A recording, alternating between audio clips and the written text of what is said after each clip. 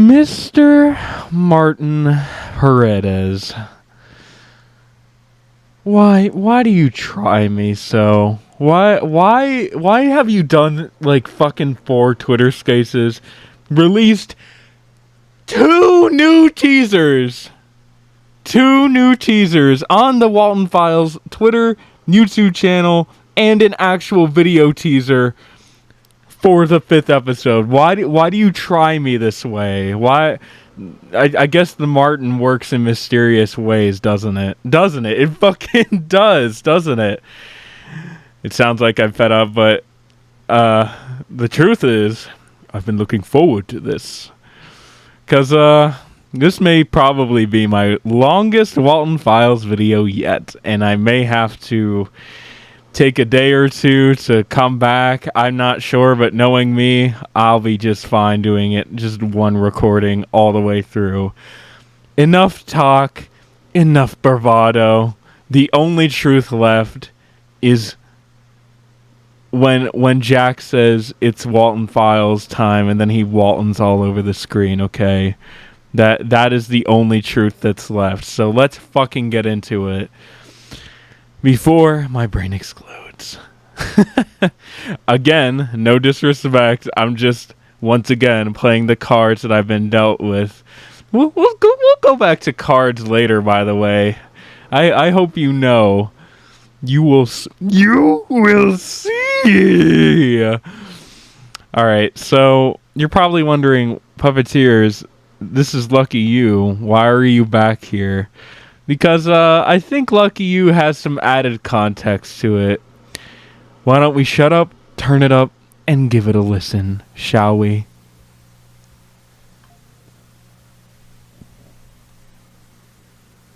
Listen to the words that are spoken to you. So June 11th, when he goes missing, Jack specifically. Listen.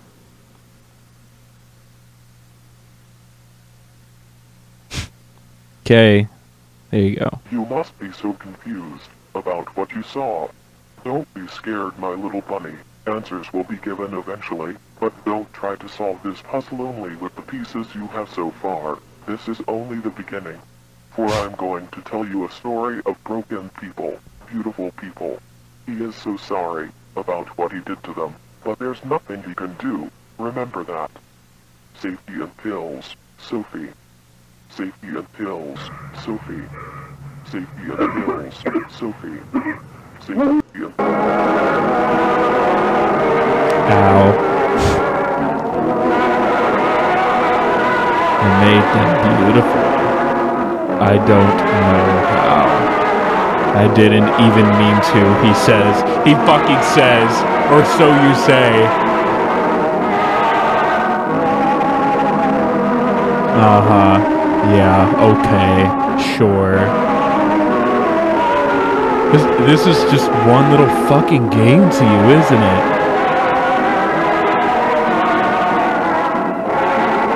It is a game. He does not give a fuck.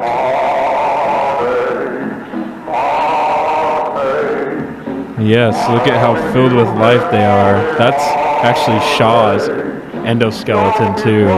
Because of the ears, I can tell it's because of the ears.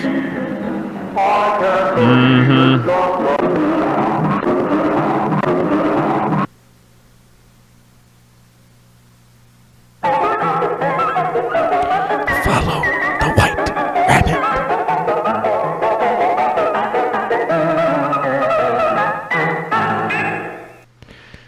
So, there you go. Do you see what I mean by this? Do you see what I mean? Jack speaks to us, tells us that this is only the beginning. We have not found everything yet. This is not a scary series anymore. This is a fucking story that is supposed to be told. Oh my god. Dude, you don't understand how scared I am for this man right here. What the fuck? Martin B. He's like, yeah, no one's guessed what happened to Charles yet. Fuck off. God. Why do you... Oh why does canon need to be a thing, dude? Why couldn't have fucking Charles, Emily, and Lily why couldn't they have been happy together? Is this really what his fate is? Is this really what all of their fates are? Just to rot with the fucking person who killed them? All of them. Really? Oh my god. I have imaginary scenes in my head where, like, Charles and Rose try to, like, reach out to each other, but Bond won't allow it. Susan, too. Like, these three are all in it together, and Bond just separates them. Like, they just create, like, because they have Wonderland forms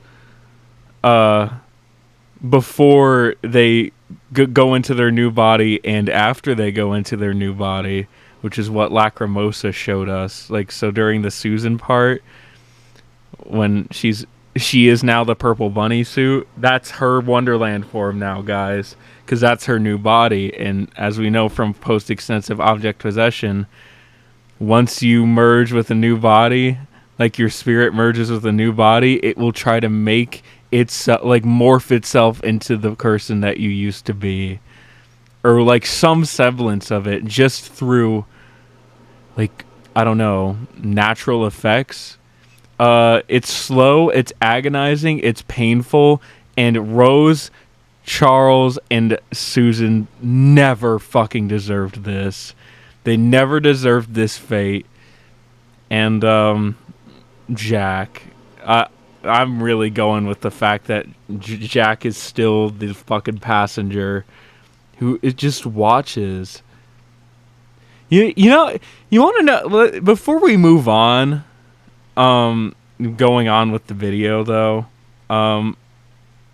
you know, something makes me think that Jack made a deal with Bond. So Bond spots, like, Ed and Molly in Wonderland, and then Jack comes in too, and he sees Ed and Molly. And so, a little bit of a spoiler alert, Martin says that Jack isn't, like, you know, he isn't a saint. He's not, like, I think he's going with the approach of, like, the main protagonist of this series, kind of like Better Call Saul and Breaking Bad, where, like, you know, it's all a gray area. You know, they do some really shitty things and some really good things. You know, and a stuff a little bit in between. I think we're going to really realize that in episode 6, because I really feel like Jack. So what if Jack sees Ed and Molly, tries to go to them. Ed and Molly recognize them. Bond stops Jack from seeing them. And basically Bond threatens their life because they're ugly. And what I mean by that is, so supposedly Ed and Molly are kind of beautiful, like, according to the series, because the process is only half complete for the both of them. First of all, they were never supposed to inhabit Rocket together. Never. I feel like maybe Bond planned something for Ed and Molly, but Felix fucked it all up. But of course he did. He fucked up things for Bond. Now he's helping him. Isn't that a thing? But here's where the story, in my opinion, will go from here. Bond will threaten Ed and Molly because they're ugly and, like, the process wasn't complete for them. So, because, like, a body is supposed to make someone beautiful. Like, you have to insert the whole body into the suit in order for them to merge with post-extensive object possession to make them beautiful. That's how, in Bond's eyes, I suppose, that is how people are made better than they were before. A gift, you know? I find it so, isn't it funny how, like, it's possible that he could see Ed and Molly, threaten their lives, and Jack, like, tries to make a deal with Bond, or Bond makes a deal with Jack. Like, he's probably like, seeing how hard you grovel makes me think of an idea. I will keep you and your kids safe. Your kids will get to be together. But in exchange, I will do whatever I want with every single one of the other people that are in your lives. I get to do whatever I want with your wife. I get to do whatever I want with Felix. I get to do whatever I want with Charles, and I will get to do whatever I want with your friend Susan. And Jack loves his kids, man. And due to grief and not thinking straight, and also, guys, I think Jack is dead. I really think he's dead. And we're gonna go through the spaces and we're going to discover this. Guys, I really think he's dead.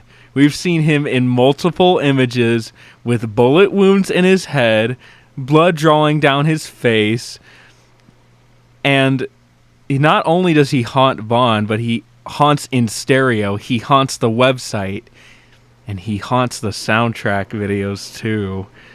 His face in all of the new soundtrack videos for Walten Files 4 have his face inside them, just plastered the same fucking face. Do I see something? Is this anything? I don't even know. Wow. What the fuck? Why didn't I notice that? That's very clearly a face. Weird. Sorry. Anyways, just through disbelief, maybe he fucking accepts it. Like, or else Ed and Molly will be fucking killed again. Like, this time, it's like the final death. There's no coming back. Beyond Wonderland, there's nothing. Except maybe heaven or hell. Who knows? But, bro. Yeah, I think Vaughn made a deal with Jack. Like, basically, my whole, like, little story theory here is Vaughn is like, I will get to do whatever I want to the people that are still alive and in your life, even though you have died already. But in exchange, you can see Ed and Molly. I will limit your like visits with them. But I guess that wouldn't work because Ed and Molly, they don't mention Jack at all. Or like maybe Bond's like, when the time comes, you'll get to see them again. I don't know. This fucking theory story thing, it has holes for sure. But we've been told that Jack is not a saint. Jack is a flawed person.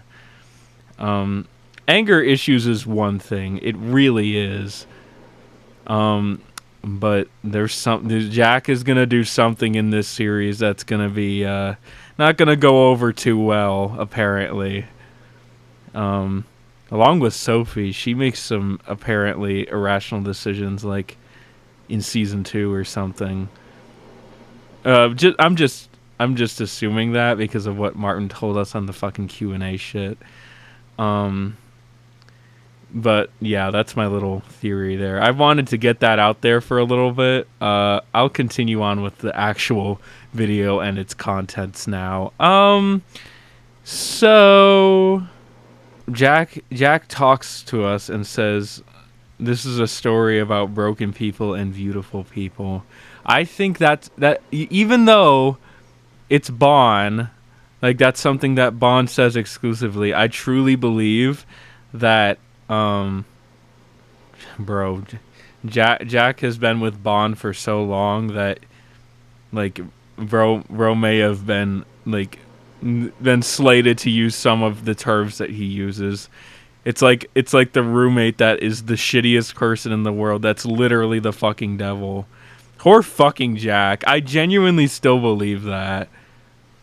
And, bro, this motherfucking liar. This goddamn liar. I don't know how he says, I didn't even mean to, but I did. What does bro mean by this?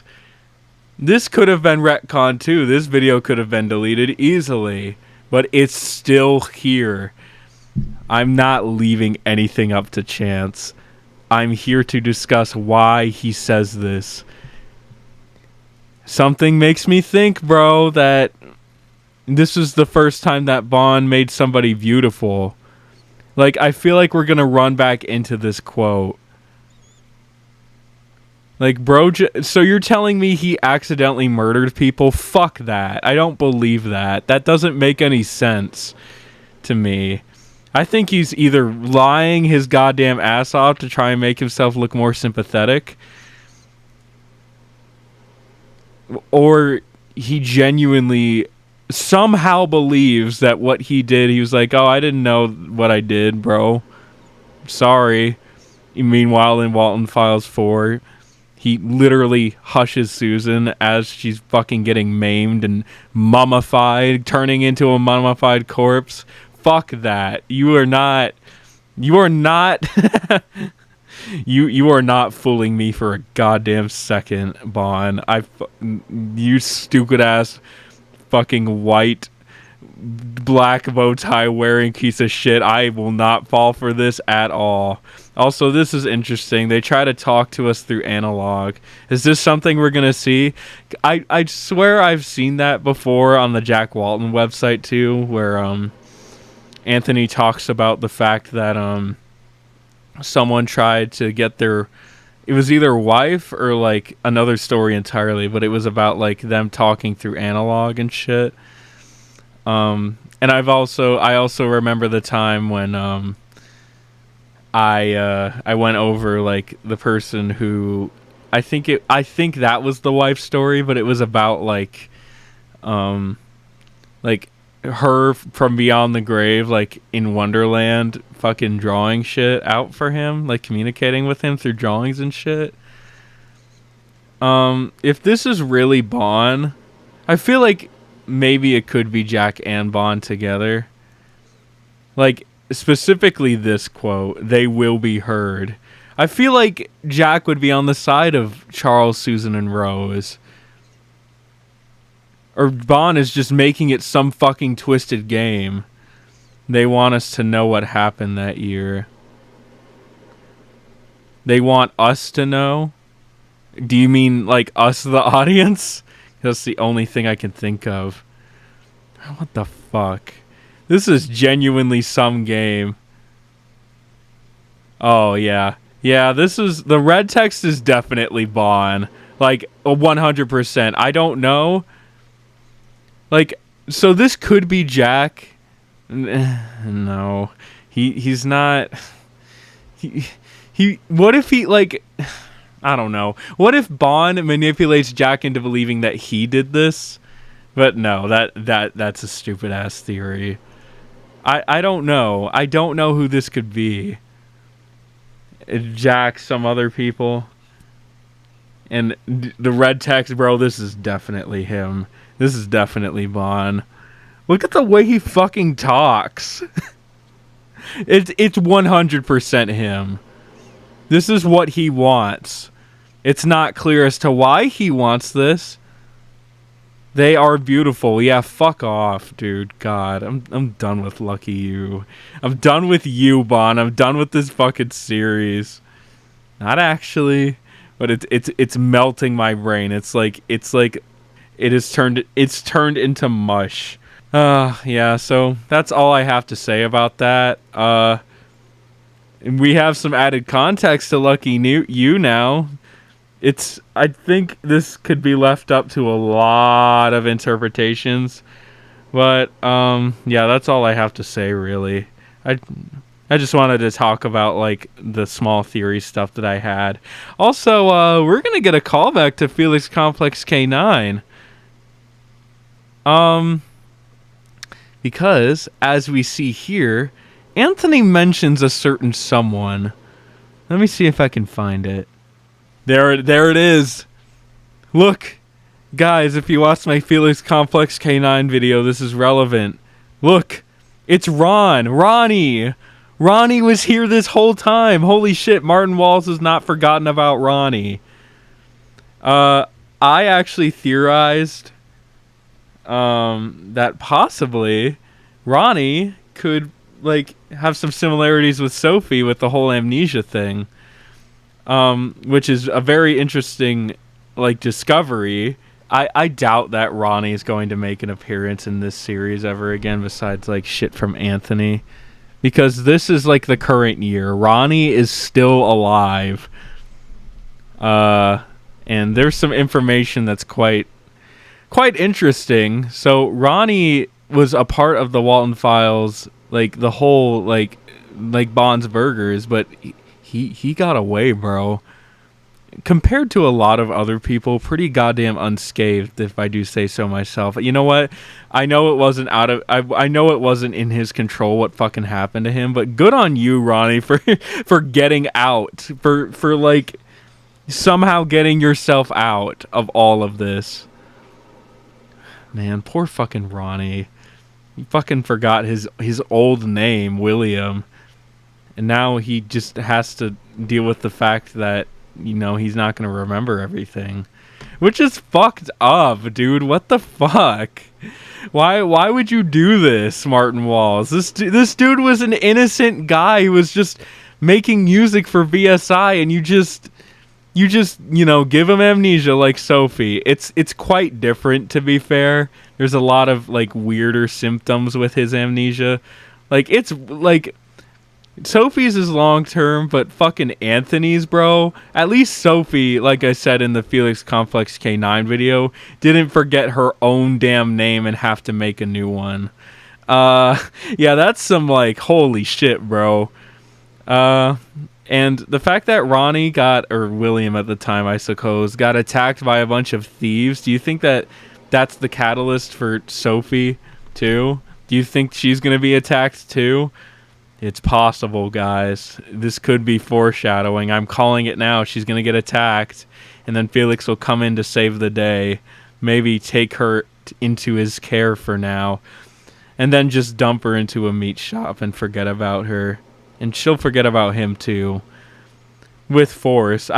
Dude, I really feel like the Sophie, like, pill theory, like the fact that she could be the ones like, oh, dude, everything is so painful. I can't do this anymore. I can't live with these memories anymore, dude. Like, it's so fucked up. That theory is so fucked up. But that would be an amazing twist on the fucking pill thing. It was never anybody who gave her the pills. It was herself. She was the one to do this to herself. As some kind of, like, fucked up punishment. Jesus, for being alive, I guess. Like, bro, I'm sorry, Sophie. You shouldn't have gotten mixed up in all this, but your fucking last name is Walten, so you have to suffer. Come on, stop it. Stop torturing my characters. They're your characters, I know, but fuck, bro. Alright, let's steer away from like the extra stuff and move on. How long have I been talking about this? 26 minutes already. Wow, this is gonna be really fucking long. Okay, we're gonna go on Twitter now. And we're going to talk about every single space that I missed. Buckle up, guys. Lay down, get comfortable, get in the most comfiest spot in your house or apartment or wherever you live, because this shit's going to be a long one. You can do this, Mac. You can do this, man. You can do this. You can get through this. My buddy Anton over here, he's the fucking real hero, like I said in the previous video. He really puts in all this fucking effort to make these videos possible, really. It's okay. It's alright. It's okay. Okay. Let's not beat around the bush anymore, shall we? Let's get into it. Let's come in with a clean mind. And let's just dive in. Alright, in this thread, I'll be summarizing everything I found interesting or important in today's The Walten Files Twitter space. Let's start with this one. Let's go through this, shall we? Martin and the crew rewatched episode 6. They plan on making a commentary video on the episodes after the season finale. The episode might be around 50 minutes. 50 minutes? Are you kidding me? Holy fuck. However, they spent 2 hours analyzing the 20-minute section of it. A 20-minute section of it. Let's see what Martin Walls has to say about that. Hours. Me, Coraline, Kyle, and Martin all just sat down in a VC and rewatched episode 6 and like kept like pausing with it. It was really fun. What's like made of it so far? Yeah, we're planning on doing like possibly a like a commentary thing when season 1's finished. Yeah. Just because we had a lot of fun. It took us like almost an hour to watch a 20-minute video. Yeah. What? A 20-minute section of it. What if I just said I hate gay people? Yeah, you would be welcome in this community, Martin. Thank you. Let's move on. Jenny Lutterson is studying psychology. Reason to which she understands Sophie a bit more. Bro, it's like perfect. What did Jenny major in college? Because it's implied she's in college. Oh, Jenny studies psychology.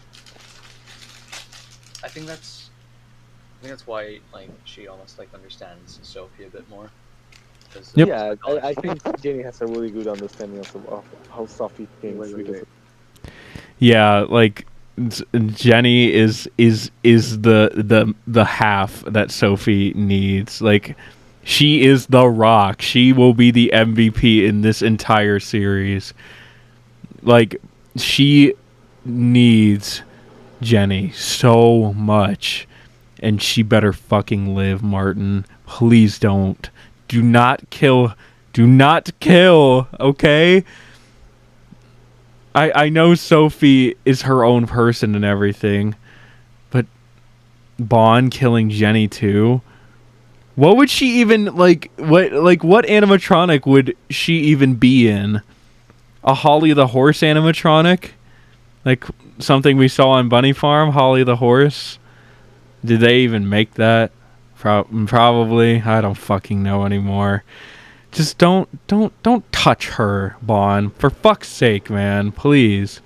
Let's go through this one. Carlitos Walton isn't in Wonderland. He actually died way before the 1974 incidents. Oh no. Poor guy. Rip Carlitos. He was a real one. I will say that. Poor guy. He didn't deserve that. Let's go into this. I want to hear what Martin has to say about this. Joffrey wasn't supposed to be a thing at first. It was intended to gradually happen over time, yet Martin found it easier to make them be already in a relationship. Joffrey wasn't even supposed to be like an actual relationship at first. Originally, it was gonna be like they would gradually start dating as the series went on. But then we were like, and you know what? It's way easier if they already are a couple. Just start making out.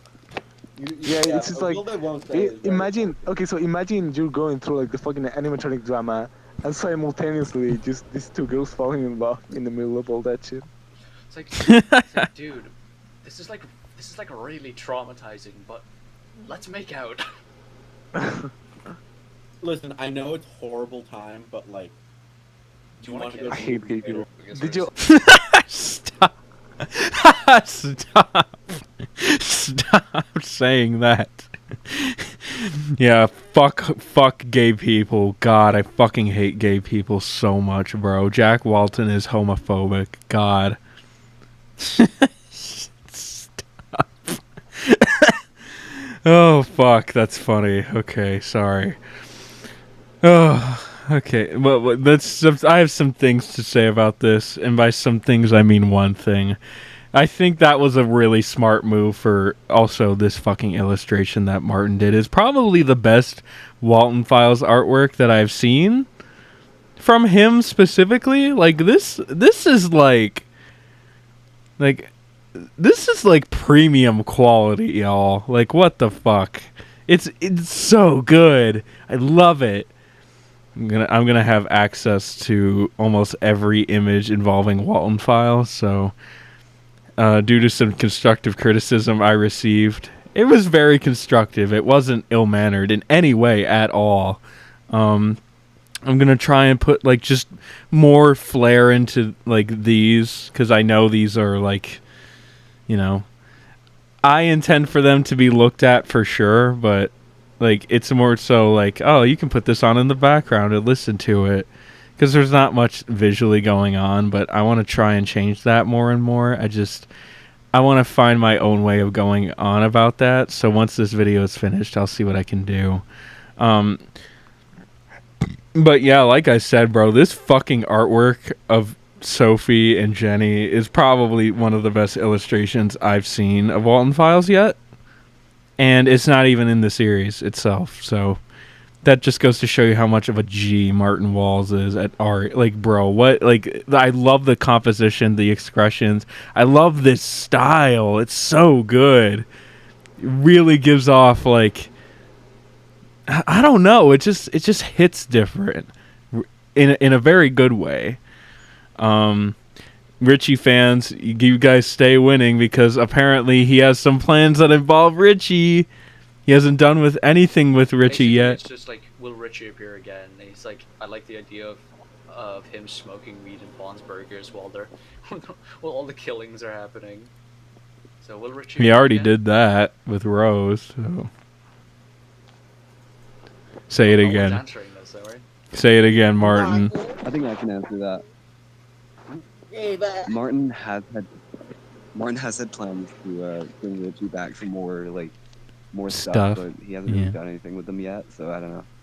Tisk tisk tisk. Is it bad to admit that I actually have no fucking idea, no memory of who Richie is? Basically, it's just God. Accidentally brutal, Kyle. Jeez, what the fuck, bro? You don't remember who this riveting character Richie Ratterson is? Yeah, that's his last name, by the way. Confirmed lore. Richie Ratterson. That'll be revealed in one of these threads, I think. So sorry about the spoiler, I guess, but whatever. This makes a lot of sense. So Martin says that Sophie he sees her as someone who was forced to grow up way too fast. She didn't learn how to be a child or an adult. She doesn't know what to do. Which, yeah, that's about right, unfortunately. Poor fucking thing. I really feel bad. One thing I love about Sophie's voice is, like, she sounds very, like, childlike, but not like she's an actual child, more like someone who just, like, never mentally stunted. grew out of being a child. Yeah. Yeah. Not her fault Well, either. to me, Apparently. They're making it seem like Sophie was forced to take these really dangerous fucking pills, but like Sophie being someone who never grew out of being a child is someone who was forced to grow up very quickly. Yeah, so she didn't really know how to so in socially turn- adapt. yeah, she doesn't know how to be. She didn't get to know how to be a child, but she didn't get to know how to be an adult either. So she's like stuck, and it's constantly she doesn't really know what to do most of the time, because she doesn't really understand what she's supposed to do and how she's supposed to do things. yeah.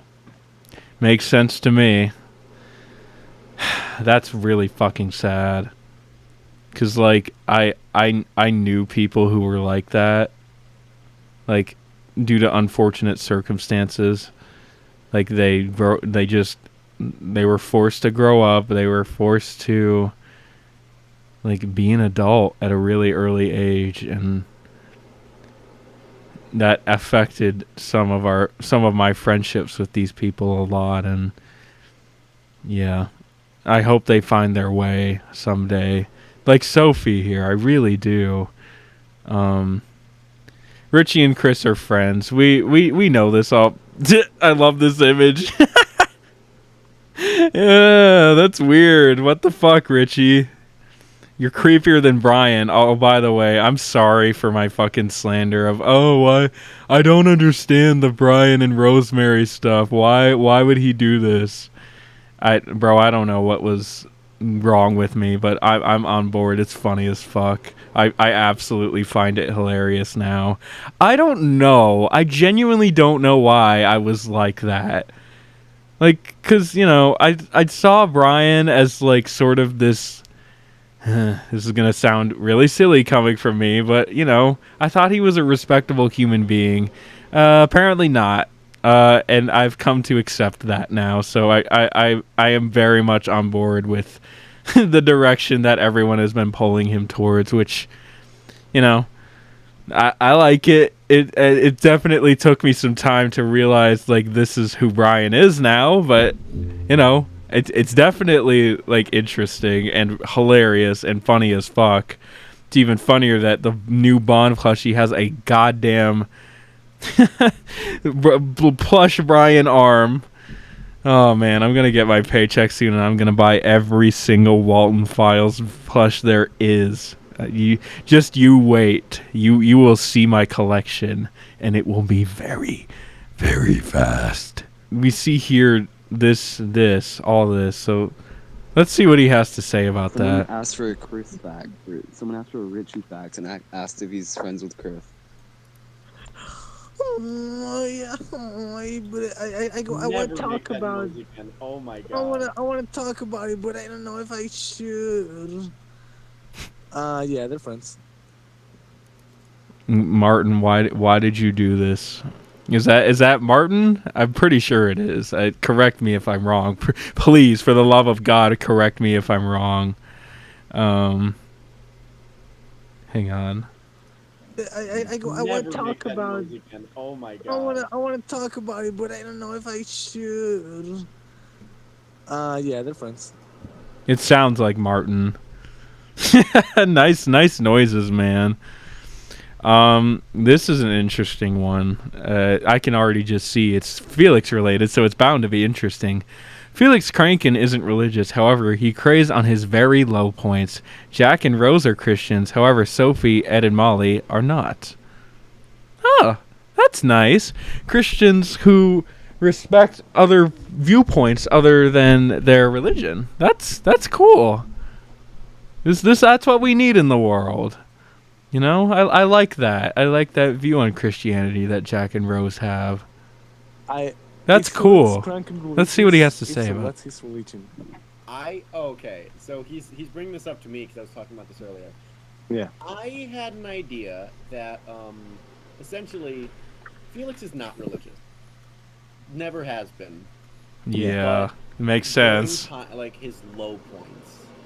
He's a very like he sees it and it happened and it's real and this is reality type of guy. Yeah. Like I think he's someone who knows that his choices are really fucked up.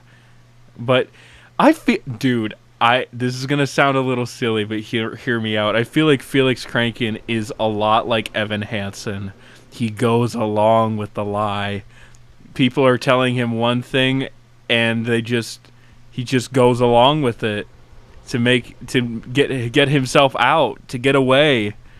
It makes a lot of sense to me that Felix would act this way. He's very Evan Hansen like, and that's not good because Evan Hansen is a fucking sociopathic creep. So like an incredibly superstitious person. So when like the going gets really bad, all he can think to do is drop to his knees and just hope that somebody's listening. The Waltons are actually, I mean, Sophie and Molly aren't, but Jack and Rosemary are Christian. I think Ed and Molly are Satanists. Yeah. Not buy it. What do you? You're goddamn right. Also, yeah, it makes sense they're Christians. Literally, look at this fucking painting that Rose made of them. Yeah, of course they're Christians, dude. It's really fucking sad, though. What the fuck, man? Oh, look, a Brian thing. Let's listen. Ryan's spirit was around for a bit, Bunny Farm and maybe Wonderland. However, it slowly died because it didn't have a vessel, as Bond explains in the Walten Files 4. Eva likes to imagine that while killing Brian, Vaughn probably realized it wasn't Sophie midway. However, he proceeded to kill Brian out of anger. Someone asked to Is that why? Is that why he chased Brian, and then like when the flashlight is like flashed on him, like you see him not doing anything, like in the Walten Files 1, because that explanation could make a lot of sense. Like that's the moment where it's like, oh shit, that's not you. God fucking damn it, and then he just kills him. Where's that Brian's makes a lot of hiding? sense. Like, where's his spirit hiding? See his ghost in Bonnie Farm, but after that, I think he just died. I think he just passed away. That's good. I'm glad Brian didn't suffer, because apparently he has a brother named Couldn't Be Precious Jimmy. I'll put a picture of him up right now. Apparently this is a thing. I discovered this just looking through the wiki. I like to stay updated on my shit, you know. I this is what I do, and I like to stay updated, so I'm glad I found this out, because it just makes it sadder. I saw a fucking comic on Twitter. If anyone can link that in the comments, that'd be great. It's of Brian being in Wonderland and Ed and Molly comforting him during his last moments, because he thinks that he sees his brother instead of Ed and Molly. They don't know who Brian is, who the fuck this guy is, but they both choose to comfort him in his last moments. Which, you know, I would like for that to be the case, but we don't know what Ed and Molly are going to be like in the current timeline. Like, I'm sorry to say, you know what? I would like to think that they're still, like, compassionate, but they have not been a part of the real world for so fucking long. They were probably tied down by Vaughn himself, which is why we see him chained to the wall in Walten Files 2. Oh boy, I can't wait to fucking have that come back around at us, because Sophie and Jenny are going to K9, and we know this information. I'm so happy that this is going to be the thing.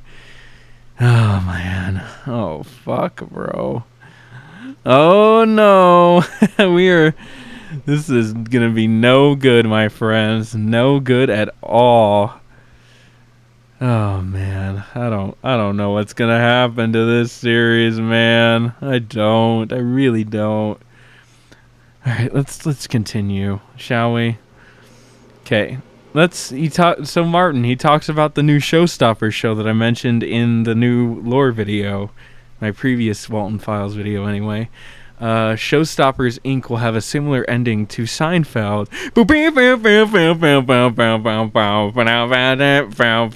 And then it's like fucking like Bond kills Banny somehow, like, and they just all go to jail, die, whatever.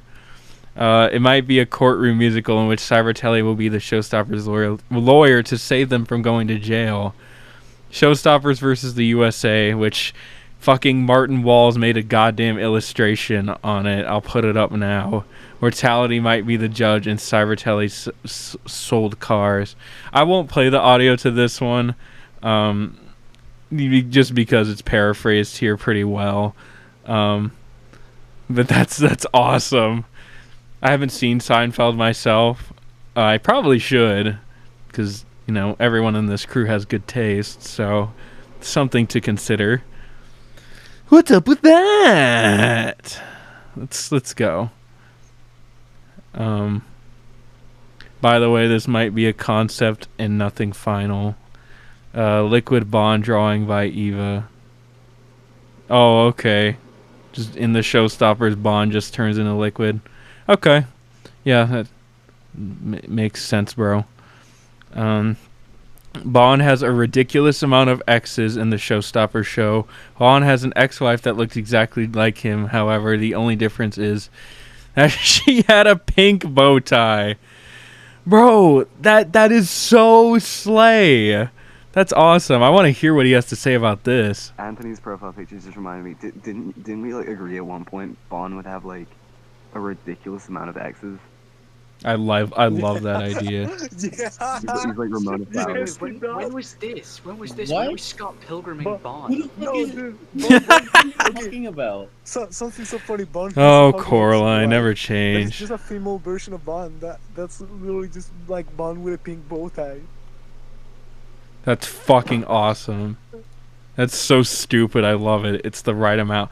Oh, look. Yeah, here it is. Just like I fucking said. Richie's last name is Ratterson. Richie Ratterson. Fucking dumb. Couldn't have asked for better. Thank you. 10 out of 10. Last name for a moment. Richardson.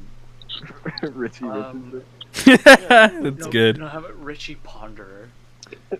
Oh, so they just made this up. No, Richie Richardson. No, can we call him Richie? Richie Dick? the Rat. Richie hear me the out. Rat. Richie Ratterson. Richie Ratterson. Ratterson. Richie Ratterson! Richie Ratterson. Richie Ratterson. Yeah!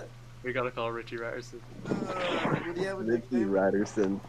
But that I like that I didn't even know they made it up on the spot in this space. Damn. Sorry, Richie Stans. You guys lost today because your fucking character had a last name made up in a Twitter space. Get shit on. Ooh, this is a good one. We'll see Showbear's replacement in either 5 or 6. I like it. So if those who don't know, Showbear is like not Martin's character. It was someone else's character, and he was taken out of the series. But I think we'll see a transformation scene, either that or like something that indicates that he used to be Showstopper or Showbear, I guess. And I can't wait. I love the fact that Showbear is still going to be in the series. Maybe he'll be an ally to Sophie even after Bunny Farm. That's something. That's something. Oh man, Connor Bates is casted in real time as the new voice actor for Felix Crankin. There's not much to say about that, but I'm gonna let them. I've been waiting for this glorious day. This is the I've funny been waiting every night to finally roam and invite. So what's going on? What's going on here? Joe Felix. Nothing much. We said we're What? doing You a Q&A, did it! then we I just can started actually chatting now shit. spend it. Hold Wait, on, excuse I can wait, actually- what? What? Yeah, Here we go. yeah. Your I feelings give now. you a 12-page letter. Oh my You god. didn't. My boy! There he is. And I already listened to some of... Spoiler alert, we're going to actually hear his new Felix. I'm going to tell you guys right now, it's kind of devastating hearing it. What he says as Felix's new voice.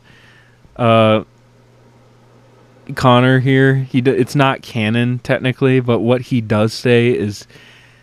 Like, bro, what fucking could have been? God damn it. You'll see. It'll be in this video for sure. So we'll come back to it. Also, fucking Gelixard. I love this disgusting ship. I love it so much. I love it. Yay! Woo! Yay! Oh man. And Connor Bates announcement joining the Twitter space here. Yep. That's him. Linda kissing Susan while Felix watches from the dark. Oh man. Fuck. Martin had a dream in which he released episode 6 and everyone hated the episode, and even Ash thought it sucked. So if you guys don't know who Ash is in the fandom, especially on Twitter, I don't know how you wouldn't. But Ash is probably the best person in this entire fandom, and Ash must be protected at all costs.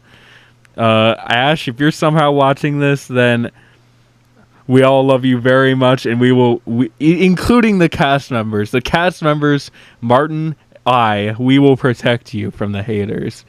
Like, it's unfortunate that people just get shit on for enjoying something. Not acceptable on my channel. Get the fuck out if you do that. Go fuck yourself. Like, you're weird, first of all. Second of all, let people enjoy the things that they like. Period. If you have an issue with it, keep your goddamn mouth shut. Yeah, that's all I have to say about that. I'm not gonna play the audio here, but yeah, man. It's that shit stink. Ash says, "Lol." Vaughn's Burgers has a Pepsi ad on the wall. However, Martin regrets adding that to the restaurant since it's turned out Pepsi supports Israel. Fuck that. Yeah. I didn't know Pepsi supports Israel. Nah, fuck that. Fuck that, son. There is mass fucking genocide happening right now. If you've been living under a rock and somehow haven't known about it, I don't know if YouTube guidelines will let me talk about this any further, but this is something that's very fucking important. I did not know that Pepsi supported Israel. That's fucked up. And damn, bro. I'm sorry, Martin. You can remove the Pepsi logo or the Pepsi ad, I guess. Do you think you could do that in post? I think you could. You definitely could, right? Also, I'm very sorry I haven't talked about that on my Twitter either. It's just YouTube. I don't know what YouTube would allow, and this is a certain problem that other YouTubers have faced too. So, but yeah, what's happening right now in the world is something that would require your attention. If you have the power to do something about it, then do it. Make donations, do your daily clicks, do anything that you can, okay, guys? So the thing is, YouTube is the largest platform that I have by far, so I feel like this message should be spread here. I will put links and stuff in my description, bro. I've heard some content creators got demonetized, and I was going to monetize my videos before, bro, but if they're going to do that just because I said this, then I fucking hope I get demonetized for life once I reach 100k, or not 100k, 1,000 subscribers, but it's not fucking about me. This is about something real and something that's happening. Do whatever you can for these people. I'll have links in the description. As much as I can find. Hey y'all, this is the kind of like during the editing of this video, but actually Martin Walls is actually doing a charity stream with the VA crew playing Lethal Company, helping to raise funds for Palestinian children, and I really think that's fucking awesome, and you guys should go check that out.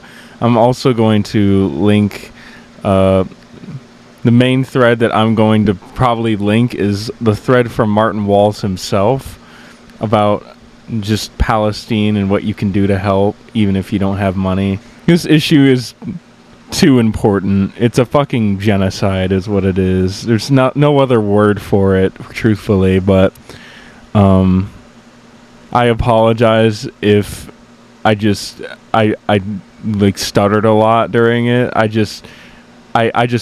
I'm bad with this type of stuff. I always have been speaking up about like issues in the world, but this is just fucked, and something that definitely needed to be said on my part for a while. So yeah, I'm going to link the thread that Martin Walls made. I'm going to link some others accounts that specifically help out with this type of thing too. And yeah, thank you guys for watching so far. I just wanted to come on here again and just clarify a few things about that. So yeah, continuing on with the video now. Oh, side note, Martin actually says that it's in like almost every single scene that involves Bond's Burgers. He can't change that. Dang, man, I'm sorry. I hope people will understand. I hope that gets addressed in like the later episodes, maybe as like a pinned comment or something. All right, let us move on. Shaw is black. Derek Collins will appear on the season finale. What? If Susan and Jack were in a fight, Susan would win. Susan would probably be a cat person. How are you going with the episodes? Joe Cousins too. Would Jenny listen to Ska? Okay, sure, why not? Have any of you Yeah, ever probably. seen a single account that just made you like, yeah, I agree, yeah, Black Chat. Derek Collins and or Frank What? Davis appear in 5 or 6. Derek appears with Sophie being an Maybe. Undertale fan. No. Who would win in a fact? Jack Walton versus Oh, Jack I thought wins. she Jack would be. Walton. Favorite color, please. Uh, Wait, no. Do you know what? I think System will win actually. Would Yeah. Felix May and Bond be best friends? No. perhaps. My current version to middle age. No, they Could you draw me a Jack Walton? No.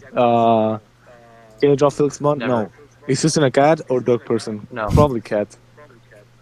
Yes. Yeah. Yeah, I'd Approve. say a mix of both. What were Meme. Soapy, Ed, and Molly? Approve.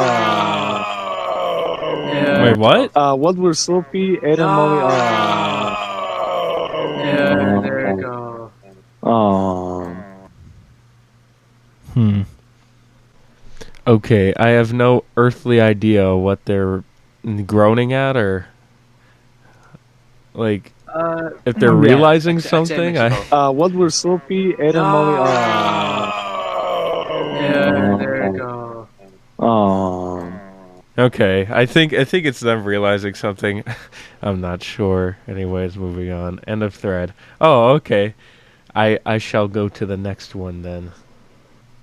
All right, here we are. I had to scour the internet and Walton News's posts for some of these, but I had some of the raw files from this because what we're about to be showcased, there's just some fun doodles, but I feel like it's worth mentioning, just for the sake of convenience and seeing what the characters look like, especially for Chris Easteryear. Someone that we haven't like seen a lot besides Walton Files 2. So Anton here, he says some new concept art from Martin has been released. Said concept art features the Bunny Smiles family. So let us see. So we got Susan Woodings, Charles Brooke, Jack Walton, Rosemary Walton, Felix Crankin, Chris Easteryear, Richie Ratterson, and Linda Thompson. She's holding a phone, presumably because she's going to appear in episode 5 somewhere. Martin said himself that he will actually appear in one of the episodes as like a voice cameo or something. Correct me if I'm wrong, but I'm pretty sure that's what's going to happen. Let's see what's going on here. Susan's just chatting away like a Peanuts character. Really reminds me of that, honestly. And Charles, Chucky boy, he can't live without his coffee, that guy. Jack is what is so called the magic stick. He's taking a puff of the magic stick.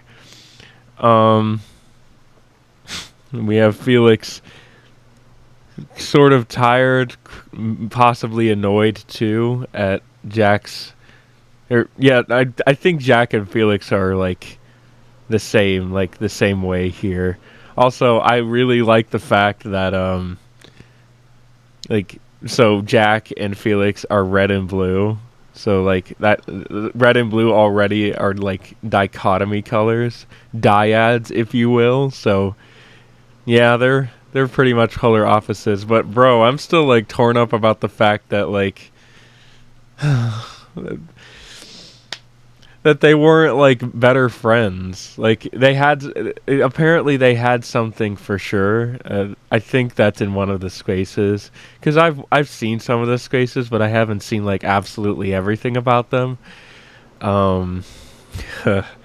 It's just sad that it somehow fizzled out into just, oh, we're just business partners now. That's it. We're just business friends, bro. Nothing more. Like we didn't used to be best friends before. Anyways, I digress. The fact that Felix has a mug that just says "A boss," not a great boss or a super duper terrific boss. Yeah, that says all you need to know. Rose is looking at either Chris, and I think it's Chris, because Chris here, we get an actual like drawing of Chris from Martin Walls, and it's really surreal to see. We have not seen Chris this entire time, which It's a crime, honestly. I'm very happy that Martin Walls decided to actually put Chris in here. I'm glad that we've been getting way more information about Chris now. But he's knitting something. He has knitting talents, which is cute. That's awesome that he knows how to knit. It looks like he's knitting a scarf or something, and like Rose is like, "Oh my gosh, that's so cute! Look at you go!" But Chris seems to be annoyed, not by Rose, but by the task at hand. Knitting is tedious, I've heard. And then there's just fucking Richie, just with a bong, you know. That is Richie's goal, is to just smock all that Mary Jamage, you know. It's still pretty funny that he just has a fucking bong out right in front of their two bosses. I mean, both Felix and Jack are listening to Susan talking, or just whatever Susan is talking about particularly. Both Felix, Charles, and Jack are just unamused at what like Susans are talking about, but she looks unamused too. So maybe they agree. I don't know. I love this fucking artwork though. Like, bro, like Chris is just trying to fucking do his thing. Bottom line is though, I just love this fucking drawing. It has so much character to it. It's really adorable. But I feel bad for Linda. She's just back there, not involved, really. Oh man, that sucks. But I suppose that's all right. At least we'll get to see more of her. She seems like an interesting character. She was wronged.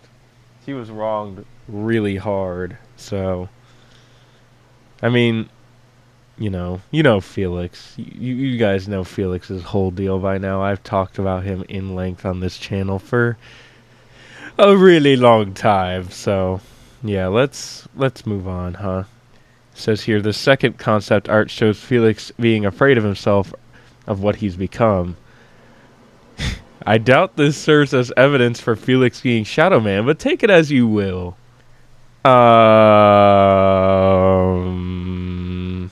You sure? Like, is he just trying to scare himself? Is that what's going on here? Why does he? Oh, is that supposed to be his nose? I guess. That's scary. He's scaring himself. Oh damn, bro. You're scared at what you became. You became Shadow Man. As someone who believes 1,000% that Felix is the Shadow Man, yeah, this illustration makes a lot of sense to me. Again, it's very on the nose, and you know what? Maybe Felix might not be the Shadow Man, because why would Martin make it like so fucking obvious? But I like twists that are obvious sometimes. If they're executed well, they can be very good. Okay, I'm just saying that's just my opinion. You definitely don't have to agree with that, because I said I like some twists. That doesn't mean I like all of them that are obvious. So, you know me. I believe that Felix is 100% Shadow Man. It just fits way too well within his character. He is not someone who likes to speak up, and Shadow Man just lurks around and watches everything unfold, and that is exactly what Felix does almost throughout this entire series so far. So you know me on the Shadow Man Felix thing. I think it's confirmed at this point. Let's move on though. This third doodle is just making a reference to the famous Trent Buck. So that would be this, I guess. Yeah. I don't know if Jack is like smocking a blunt, but he might be just puffing a magic stick again. Let's read what Trent Walten has to say. Each story has a beginning, a middle, and an end. For a while now, we were under the assumption that the Walten Files is currently at the beginning of its story, but I beg to differ. From hereforth, I would like to introduce you all to the Analog Tales theory, a shared connected universe between three of the most infamous analog horror series, all telling one coherent story together, and the Walten Files is merely at the center. I'm not surprised. This likely is the case. We should have known. Redacted, Remy, and Martin being geniuses. I don't know if I should. Okay, so I'm not going to continue reading this. You get it. Like, so, Gemini Home Entertainment is the beginning. Walten Files is in the middle. Like, and while Mandela Catalog was still a thing, Mandela Catalog was at the end, I suppose. For the sake of clarification, I'm not going to be talking about that anymore, by the way. I've said it many times on my community tabs, but I just want to clarify that I am done with Mandela, and I don't want to talk about the situation with Alex Kister anymore. So, yeah, I'm done with that. Just letting you guys know in video form if you don't follow the community tabs. Which you should, because I post a lot on there. So, anyways, yeah, because like during, like, you know, Mandela, I suppose, you know, it made mention of the Brighton Bunnies, and Walten Files made references to the same sports team, I suppose. So yeah, I didn't know who this fucking guy was before this thread, so it seems pretty funny. I don't know. Like, there's just I don't know. That's all we're going to talk about with this. So yeah. Anyways, yeah, here's the theory, I guess. Jack, let's move on, huh? Jack and Rose made a bet, and both see who makes a better pizzas. Turns out Jack can't cook, so let's see this. Rose says, made pizza. Jack's like, I also made pizza, haha, but mine is better than Rose's. Yeah. Yeah? Fucking dumbass? He has a fucking rat on it? That's probably not no cartoon hyperbole either. He probably accidentally somehow baked a rat into his own pizza. Well, guess who gets to eat that? Ratterson and Easter Year themselves, bro. Come on. Thanks, guys. And here are the girls back here. I think that's Susan, Rose, and Linda? I would like to think. Felix isn't here during this whole thing, by the way. I probably, because if you guys haven't seen some of my older videos, I would recommend them personally. But we learned through the grapevine that canonically Felix never fucking liked pizza ever in his entire life. Goddamn monster. I mean, you can dislike pizza, obviously. I'm mainly fucking around.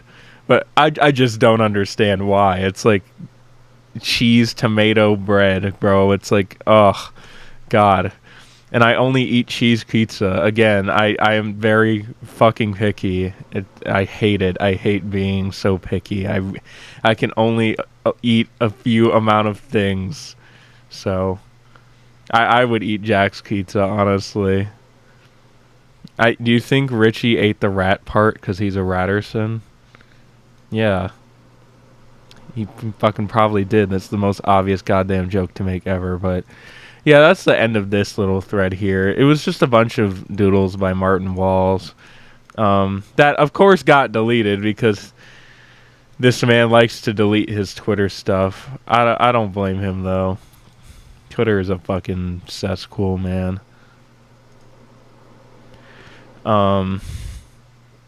Alright, moving on. Alright, here we are, next case. In this thread, I'll be summarize everything I found interesting in this one. Okay, so Chris's last name is Easter Year, not Easter Day. His character arc has been polished, and it's much cooler now. So let him explain. Chris's last name Easter Day or Easter Year. This was actually something funny because we even got confused here on the team, and we were like looking at which one is it because people were calling him Easter Day, so we started calling him that too. But no, it's Easter Year, Chris Easter Year. Great. Okay. We were just talking about Chris the other day. We were about stuff I can. We were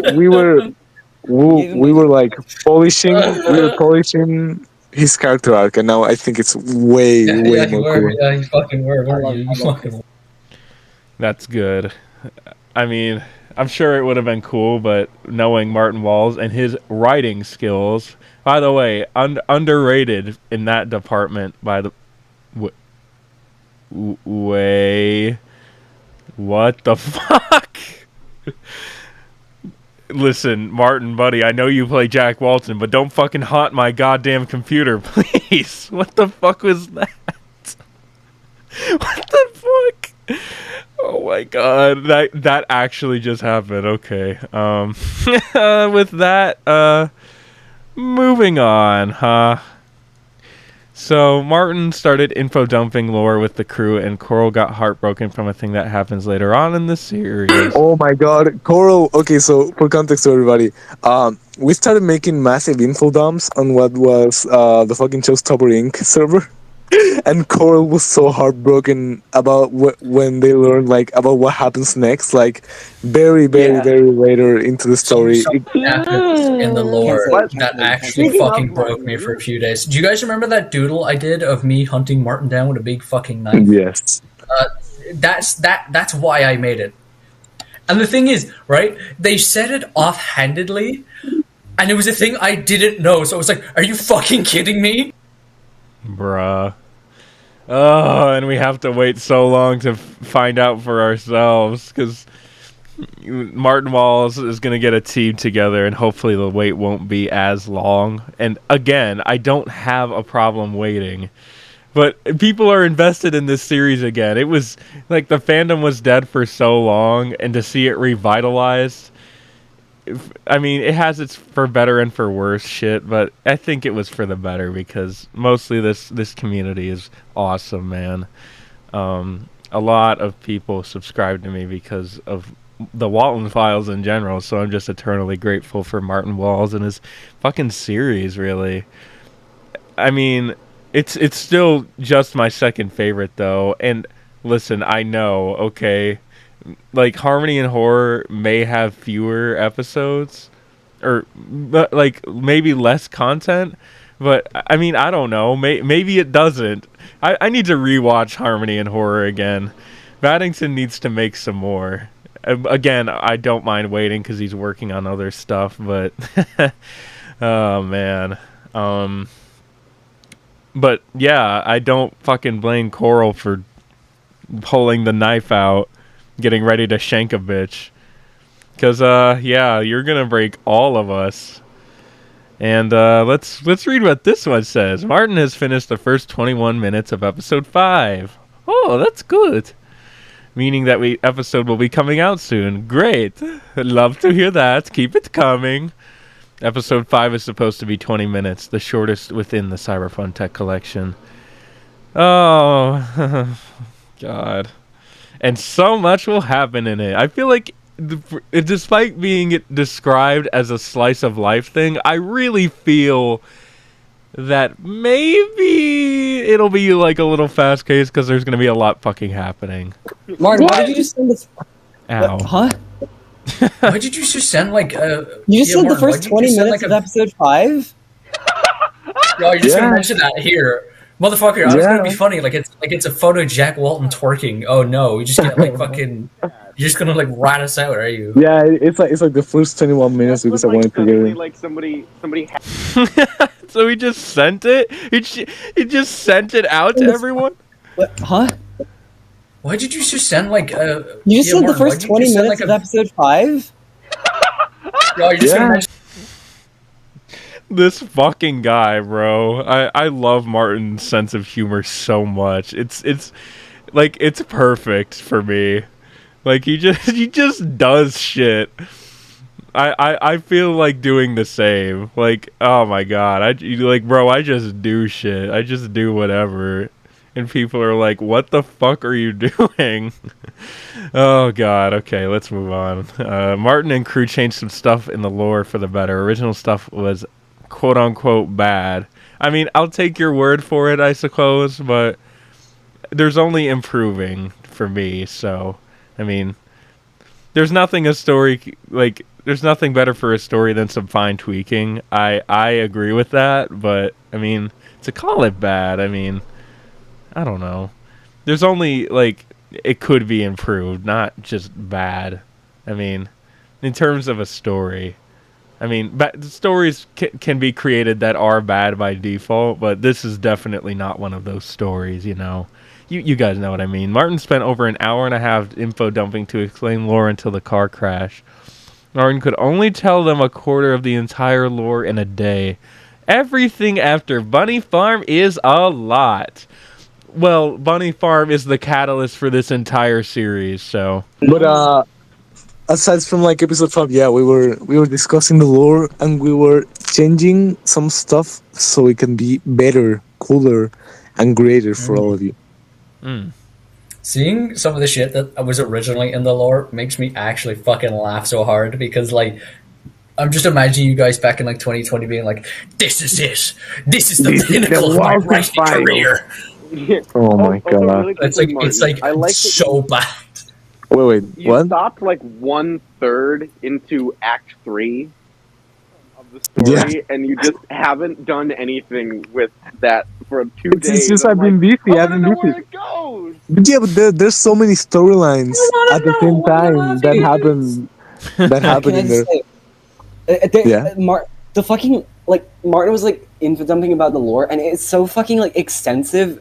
He was like explaining it for like 2 hours straight, and it took him over an hour and a half just to get to fucking the car crash. Yeah. Oh yes. That, There's like everything prior to the car crash. Oh my god. There's so much. The funny thing is, he stopped at a very important scene. At the end of the day, he finally stopped, and I was like, "Good lord!" Like, you wrote all of that, and you're not even, you're like halfway done. And if it was a full day of writing, and Ava and Martin both went, halfway. This is like a quarter of it. Yeah, it's like a quarter of the story. Dude, with everything that happens after Brian's death, like after Bunny Farm, is so fucking much. I don't know how I'm gonna write all that down. There's so much. Yeah. Good luck with that. You're the one creating this series, so please continue to create it. It's amazing so far, and it will continue to improve. And you say that episode 6 is your favorite in the entire series, and that's Charles's death. So, you know, I'm so fucking hyped for that. What will happen? Oh my god, nobody has guessed what's gonna happen, bro. Fuck. God, I'm so done. Martin is always looking for a way to include Brian in the Walten files. Brian has no depth. Yeah, of course he doesn't. Martin doesn't plan on giving Brian depth despite extending the story. He likes including him because he was the first of the Walten files human to talk, die, etc. There might be a tiny Brian on Bond's Burgers. Repossess your house. Nah, but yeah, I was gonna say, I'm always looking for a way to, how do you say it? I'm always looking a way to include Brian in like Walten File stuff, because even though I'm gonna be totally honest with you, Brian has no depth. He's just like a random guy. He was just like the fall guy. He was just fair. there to show that Bond is a fucking. Oh my god! maniac. Fall Guys promotion. It's just Brian Stills. Oh god. So what I think you're trying to say, Brian Stelz was only there to serve a purpose, but now that he's further along, like now that you're further, you want to give him some depth. No, I don't want to give him any purpose. I think he doesn't need it. Brian. But I do like including him because I think he's like part of the legacy of the series. Like, he was the first character to speak. He was the first character to die. I don't like the idea of just like Throwing him just away. throwing him away. Yeah, Thank I like to you. include him. Oh my god, I'm gonna pause real quick before continuing.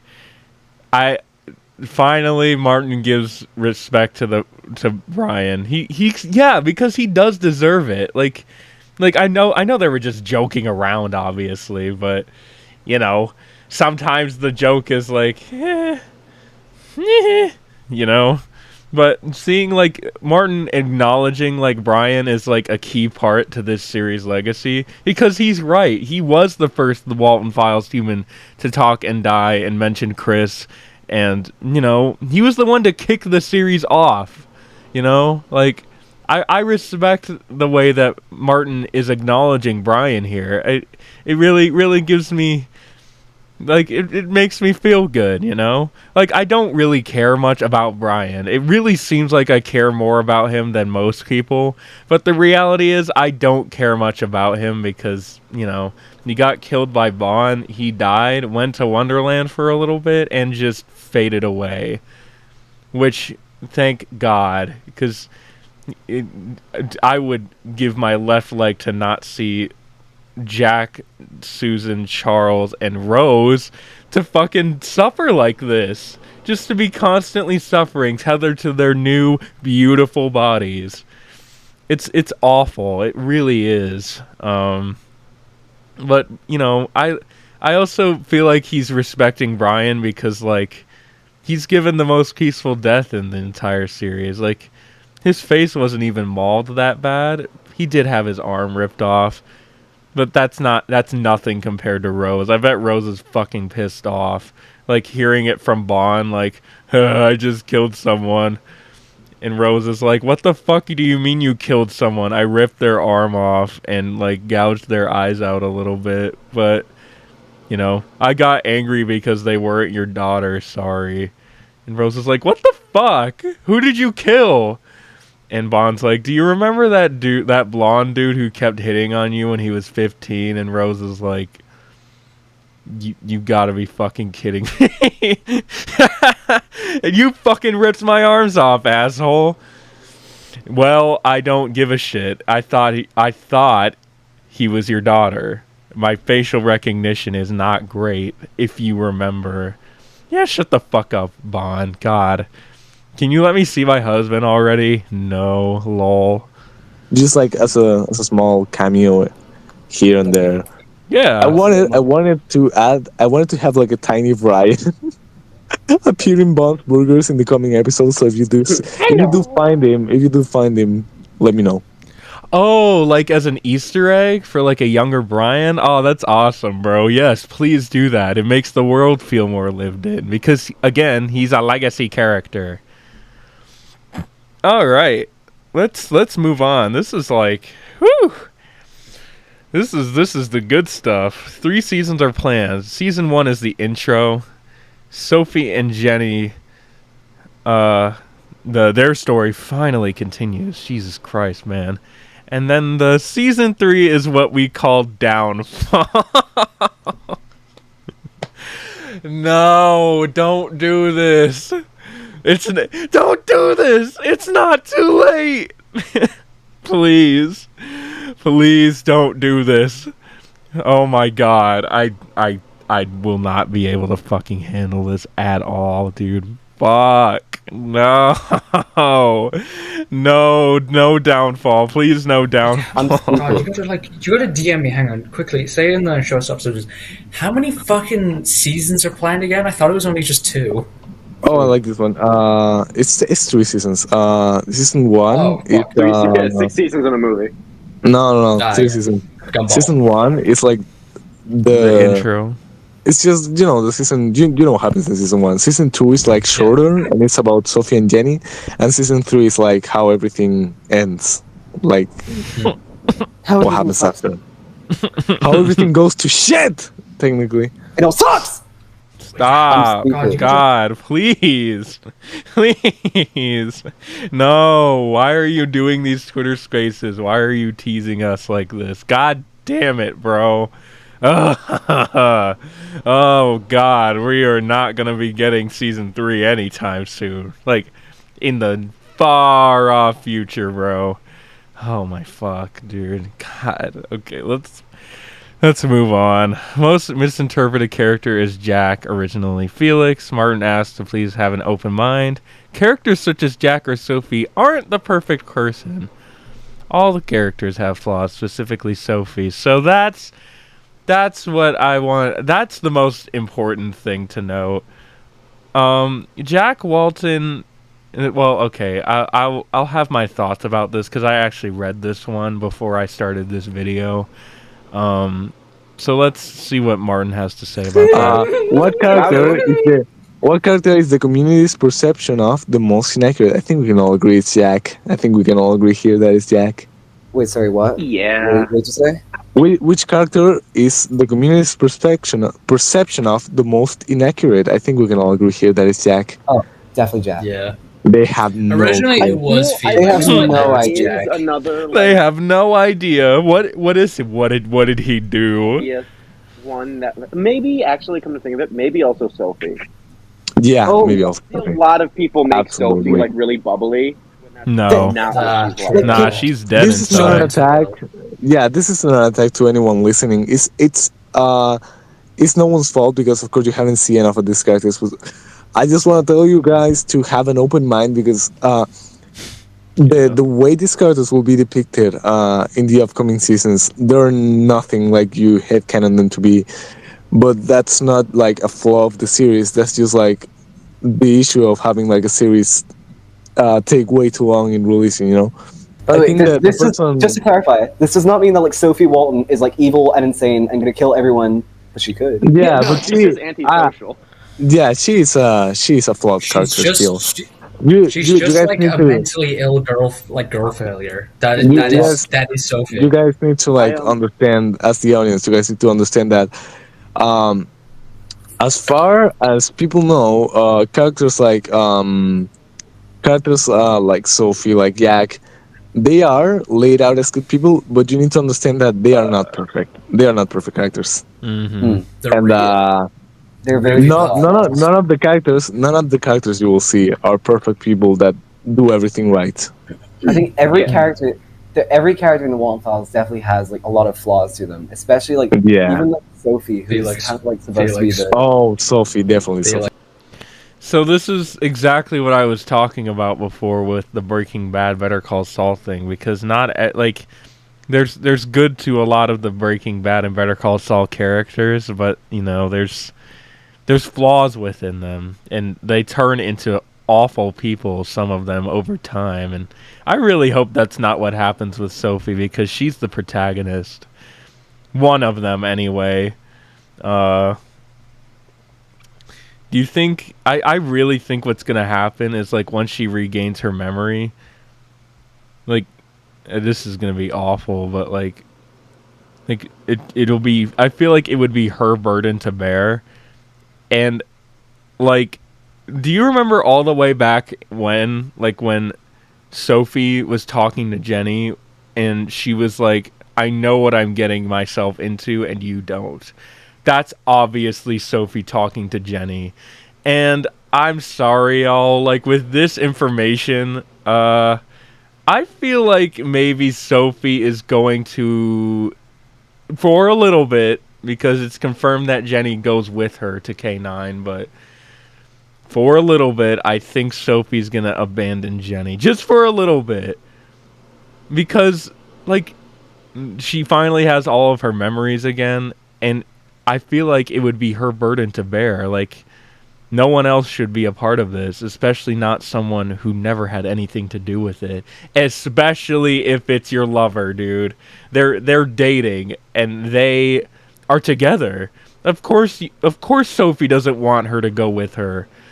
Like, it just makes a lot of sense to me that, like, Sophie would be like, you will not come with me.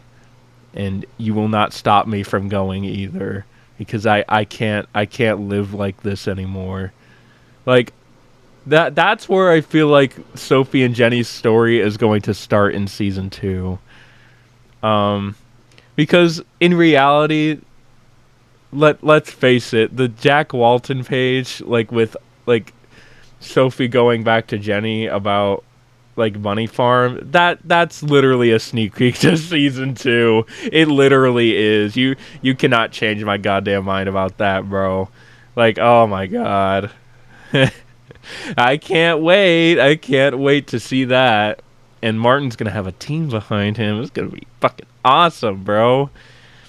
Hopefully he will be on board. He will be with it. I mean, he already is with it, but you know what I mean. But yeah, but the Jack is the most misinterpreted character here, and yeah, that makes sense to me. That sounds like the case, because already, I mean, listen, I understand that really fucking shitty things have happened to him for no goddamn reason. Nothing that he's done so far that we know of, for him to get to the point of saying I will fucking kill you to Felix is like, it's absolutely justified, bro. Like, he is livid. Like, he lost his 2 children. He had their fucking funerals. What the fuck, dude? Like, Jack's gonna do some fucking like really, like, he's gonna go off on like Felix or something in a really bad way. I think the theory of Felix killing Jack out of self-defense is it's becoming more likely, sorry to say.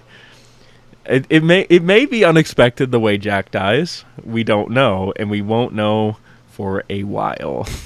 Because the mystery of Jack Walten dying will be a looming question over this series for years and years and years and years, and we're never going to find out until much later. So let's keep an open mind also about how Jack died. And I do say died because, in my opinion, he's not alive. There's no fucking way that he can be. Just, again, that's my opinion. That doesn't mean that I'm, like disproving yours or anything. But in my opinion, Jack is fucking dead, and there's gonna be some content released by Martin's Patreon that will sort of prove this. But yeah, let's keep going. The Walten Files will let the viewer decide whether characters are good or bad people, like Better Call Saul and Breaking Bad. Like, with Hank, it was definitely a character that was like that. Like, if you guys have seen it, I really hope you've seen it. But Hank is a police officer in Breaking Bad that, even during the first episode, just kind of makes some really, like, what the hell are you doing decisions.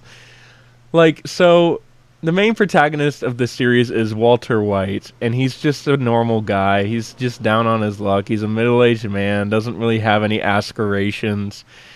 He gets diagnosed with lung cancer during the episode, the pilot, and it's his birthday, too. It's his 50th birthday. He passes out during his job, wakes up in an ambulance, figures out that he has lung cancer, doesn't tell his family quite yet on his 50th birthday. It might have been before he went to his second job again, but I digress. Regardless, Hank is his brother-in-law because his wife has a sister, and his sister married Hank. And Hank, you know, at first glance, he seems like really fucking awesome. You know, he's just that dude, bro, that masculine figure, you know. But the thing is, he kind of just takes up the spotlight during Walter's 50th birthday, and teases him about, like, you know, Walter, like, holds a gun for the first time in his life, and he's like, "Oh, I didn't know they were this heavy." And Hank's like, "Yeah, that's why they hire men," and everyone, like, fucking laughs at him, and Walter's like, okay. Like, I feel, yeah, dude, I really feel, like, because I know that Mr. Walten man has watched Better Call Saul and Breaking Bad, because he used to tweet about it all the time. But yeah, I know he like is inspired by Batman the animated series. But Breaking Bad and Better Call Saul in the way that their characters are is a huge inspiration for the writing of the Walten Files, I feel. Cuz the good and bad discussion was so fucking rampant within Breaking Bad, and it will be like that here, and there will be arguments about like if Sophie was right or wrong, or if Jack was right or wrong, and you know, and I'm gonna be prepared for that because yeah, there's gonna be discourse, and yeah, I'll have my input on all that when that time comes, but that's my thing. I will let Martin Walls talk here. Sorry for going on so long, but I really feel like I should point that out to exemplify how clearly inspired that Martin Walls is with Breaking Bad and Better Call Saul. So yeah, I will let Martin talk now. Oh, the Walten File has no villain, or oh, the Walten File has no... Sorry, I forgot to read the rest. There is something that will reveal and throw out the community on a loop. There is a lot of death to Bond, the entity, and Sayonara will destroy the Walten Files community. Good people. The Walten Files, when we make the series, we don't create the characters and go, oh, he's the villain, he's this, he's that. We create the actions they make, and we let the viewer decide whether or not this character is a good or bad guy. The characters make good and bad decisions. Any spoilers, I definitely think something that will throw the entire community for a loop, and I am excited to see how people are going to conceive those actions. Same. Yeah. Also, I was gonna say, like, I definitely think Bond is the most like openly, like, obviously fucking villainous character. But he has a lot of depth to him that is like kind of. Oh god, there's so much. There's Really? so much fucking depth to this character. You guys have not even scratched the surface. I'm so fucking excited for his character. Oh my god. Really? When Bond introduced himself, like that, he's introduced himself. Like that's how much we don't know him. Oh my god! Here's like a message. Here's like a message to the audience. You want to know a word that can like fucking destroy the crew, but to you guys, it has like no fucking meaning. You know what fucking word that is? Sayonara. That fucking.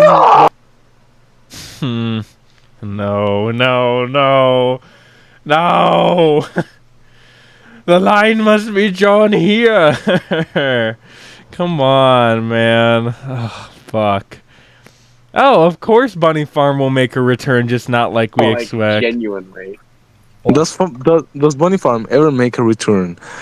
Yes, but not in the way you would expect it. Yeah. Does it have something to do with Chris, maybe? Does Chris get a Bunny Farm machine as well? I don't know. I'm just speculating here. Yes! I don't have to download this image, thank God. So Soggy Cat Sophie, so this was her during her BSI shits. And Chris's arm is on the left there with his new design. And Sophie's looking at Chris like I fucking hate you. Either that or Sophie's just in a bad mood. Which Sophie's always in a bad mood. Apparently Sophie is just I don't know, bro. You can see Chris's arm on her left. Doodle from season 2. It's season 2, guys. It probably is. So let's see. Martin intended to crop Chris out completely. Martin is glad he cut off the other curtain in the picture. Presumably Felix with this 80 design. Evil Ash. Oh no! For fuck's sake, Martin, you fucking I tried. Oh man, stop it. I tried. I'm sorry. Fucking head. I like the idea of... I'm sorry for being Irish. Okay. It could have been worse. They could have seen the other person in the image, and that would have been. Yeah, that would have been way worse. You guys don't want to know about the other person. Oh, the other person has. Oh my god, they have no idea. I think that's the thing that's gonna like fucking surprise him the most, seeing Dude, the that's other gonna person make it and how he homicide. looks. I don't think I'm gonna find Shoot it. everyone. Felix is alive. Oh my god. I was Felix is specifically for in the current timeline. We picture, knew and I was this, like, I but give up, and I God, scroll to have it actually sort of back confirmed to the is top of Ash's thing, and hold on, I gotta put this. Fucking posted this picture. Back to Ash. evil Ash.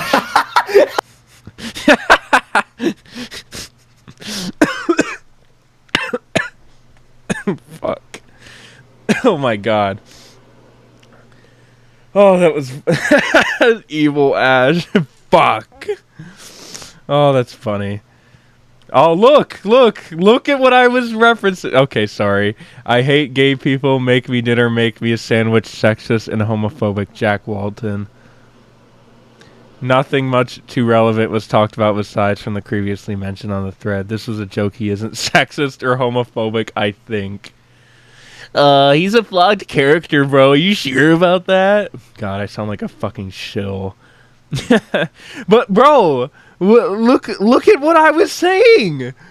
I mean, this is probably not a coincidence that Anton included this fucking Chuck gif, but do you see what I mean?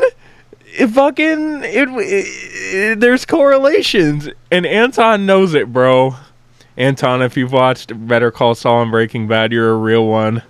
I feel like everyone who's involved with Martin Walls needs to watch Breaking Bad and Better Call Saul. Like, right the fuck now, actually. If you have not, go watch it. You're gonna go down, like, a rabbit hole and everything, but fuck, bro. It's so good. I recommend watching it with other people, but if you don't, that is okay. Watching it alone would probably be just as good, but I watched it with my girlfriend, so God, fuck, bro. Because we both of us have never seen this series before, you know? So, yeah. Anyone who is obsessed with the Walten Files, I think, needs to be obsessed with Breaking Bad and Better Call Saul 2. My obsession with it has fizzled out as of late, just because both shows have ended already. With that said, on this channel, I don't think I'm going to be spoiling Breaking Bad and Better Call Saul anymore. With that, because I really, really feel like some stuff is going to be inspired from Walten Files and like Better Call Saul and Breaking Bad, because I'm just saying the way they talk about characters, instead of writing them to be like this or that, but instead of writing out the actions that they do and letting the viewers decide whether they're good or bad, that's literally Better Call Saul and Breaking Bad. Okay, I'm moving on, sorry. Alright, here we are at the Patreon exclusive messages. Martin hasn't been using his Patreon, I think, so he talked to Martin Walls and was like, yeah, I'll release it for you. And then it was released on Walten News, and yeah, shit's cool, bro. Actually, I don't know if I should, you know what, fuck it, I'm gonna say it. Walten News actually posted me on his story and said it was really nice to hear his name in a video. And of course I was like, bro, of course you were going to. I was gonna fucking credit you. Like, you take time out of your day to find this stuff. And this series has a lot of secrets, man. It really does. But yeah, I don't know. I'm just saying, when episode 5 comes out, it may be the shortest in the series, but actually, me and Walten News have talked on Instagram, and when episode 5 comes out, guys, I think me and Walten News are going to do a collab together, guys. I think me and him are going to cook something up. Talk about episode 5 together. Well, I'll do an analysis, like, afterthoughts after watching the original episode, but me and Walten News are going to make a fucking video together, if it's still okay with him. I haven't talked to him in a while, but, bro, it's going to be the fucking collab of the century. No, what, like, Dude, if Anton, Walten News, and me collab together, bro, this series' lore would be cracked open. We haven't even been shown vital parts of it yet, but it'll be cracked open if the three of us combined our forces together and created just perfection. I feel like that would that would implode Walten Files, but no, we're not ready for that discussion. Okay, let's get on with it, shall we? I just wanted to say that real quick because I'm super excited about it. I still want to do it as long as it's okay with Walten News. If you're watching this, buddy, he might be, but you know, I'm just saying. I just wanted to say it real quick because this is something that you guys should definitely look forward to. Someone as famous as him wanting to do a video with me, like, bro, I'm actually so fucking honored, like, to be, like, first of all, recognized through Walten News, because without him I wouldn't be making some of these videos. Without like him posting the images, like these images, Martin deleted them off of Twitter, and I don't know anybody who fucking has them on file, but he does. If it wasn't for him, some of these videos wouldn't even be possible. So thank you, Walten News. Again, I am a messenger. Everything that the community finds should go to the community. Like, credit should go to them. Especially Anton, who has done an absolutely incredible job at just archiving the spaces and telling us what's up. And I really appreciate that. So let's not beat around the bush any longer and look at some of these. This is an exclusive message to blank. Any unauthorized distribution of this film is prohibited and will be punished. If you're not the owner of this tape, call Chris Easteryear, bitches. He got that promotion. He got that fucking promotion. So we see Felix, an early version of the scanning thing from Walten Files 4. Very nice. I like the new one better, though. And Jack looking like a corpse.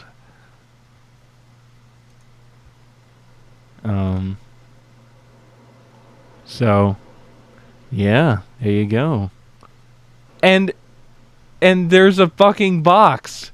There's a box. Here, someone else pointed this out. There's a box that gets emphasized on in the Walten Files 4. What is in the box, bro? At least Martin Walls has the common decency to answer what is actually inside the box, bro. Okay, well, thank you for that. Let us move on now. Lucky me. Anton posted the videos too. That's good. That's great. Let us watch. I haven't watched some of these all the way through.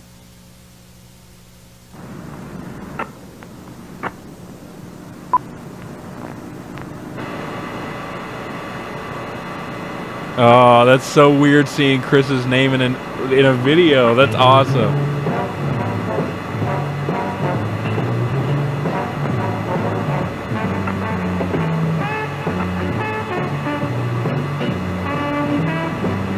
This is a message from Bunny Smiles Incorporated dedicated to you and your incredible support towards our growing company. Thank you. Now, some words from our company founders, Felix Kranken and thanking you for helping us all. Yay. Hi, this is Felix Kranken, co-founder of Bunny Smiles Incorporated and Bond's Burgers, home of the greatest electronic entertainment in Brighton. This is a quick message to thank you all for the wonderful support and donations to the BSI company. Your support will surely help bring joy to tons of families across our town and hopefully, in the future, families across the country. I'm so flattered and I'm super excited over the future of this wonderful company and the people behind the magic of Bond's Burgers. It's insane. But enough about us. I want to personally thank the following people. Still, massive thanks to everyone that donated after. Remember, here at BSI, we're all extremely grateful for your incredible support, and we're looking forward to the future of this wonderful project.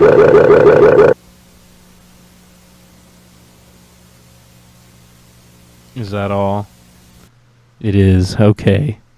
There's another that should be shown Yeah. If it loads. Hang on. For fuck's sake, dude. Really? Can you fucking load? Okay, there we go.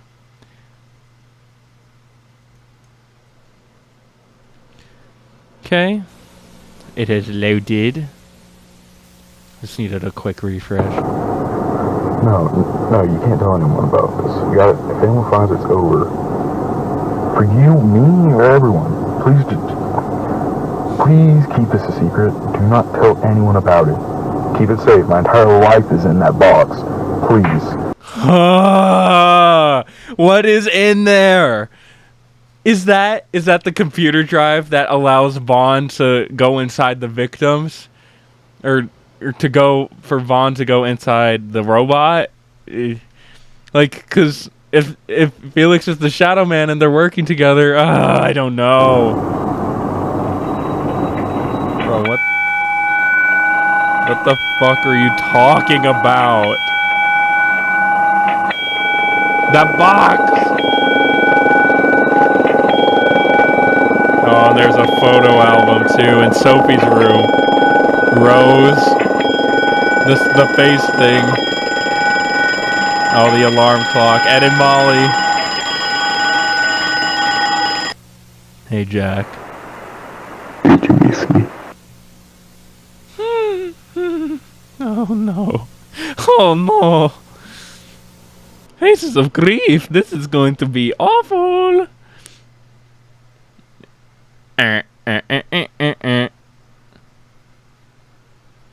There he goes. There he go. Is he just gonna keep going for the whole time? That's awesome. That's a groove you got going down, man. Anton says, could this be Jack in Wonderland? If so, why does he look so much like Shadow Man? Oh yeah, I want to talk about that actually. Every single canonical image of Jack that isn't a flashback is grayed out, just like Susan is grayed out in Wonderland. Bro is in Wonderland. I don't think I can be convinced otherwise because there is no coincidences in this series to me anymore. He also looks a lot like Vaughn. Again, there's a connection there, but I don't think he is Vaughn. He's not a murderer, man. He has depth, sure, supposedly, but I mean, apparently. But he's not no family man. I don't think Vaughn.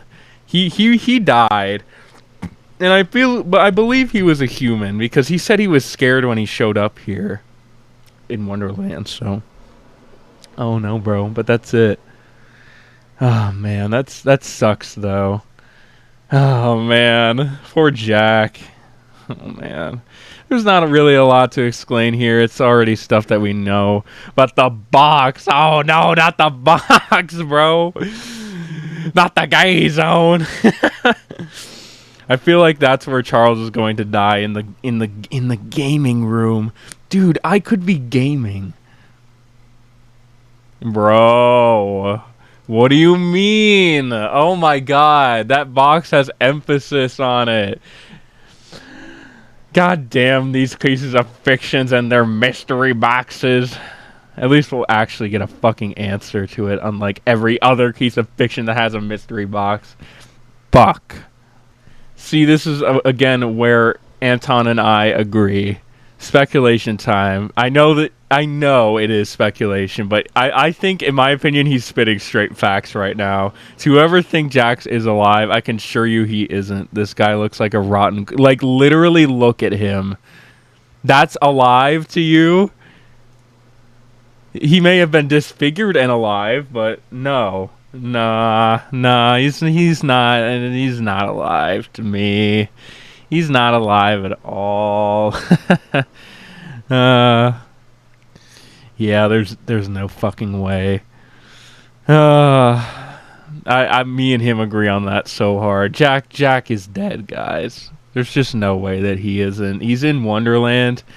And Eva threw us off by saying the living can access it too, but I think that's more for Sophie than it is for Jack, because Jack has been dead for a long time. Otherwise, he would have come back somehow. during all this. But this isn't like, this is something that me and him share an agreement on, so I just wanted to mention this before moving on. With that said, let's move on to the 16th. In this thread, I'll be summarizing everything I found interesting. And buckle your seats, because this is going to be an informative one.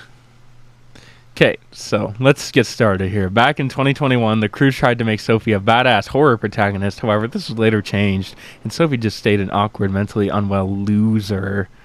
She's not a loser. The crew was basing this character development off of Walter White.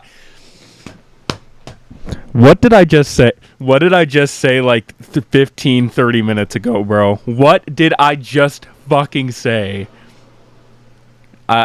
Bro, I didn't even read this one. I didn't even read this first one, and I knew. Back in 2021, we like really desperately tried to like make Sophie this like badass epic horror protagonist, and it was really funny because like that's just not who she is at all. It's just some loser. And just today we were talking, and we were like, she would not be like this. She would not be like this at all. She would be so awkward. She's literally just some awkward, like mentally unwell, like loser. Like she wouldn't be like some badass, like epic hero. I think it was, in my opinion, I think that stemmed pretty much from like Walter White, because we were on like our peak Breaking Bad phase, and it was like Walter White originally was so awkward and loser, and then he becomes badass and cool, and we wanted to like replicate that. Tried to make that Sophie Walten. That's so miserable.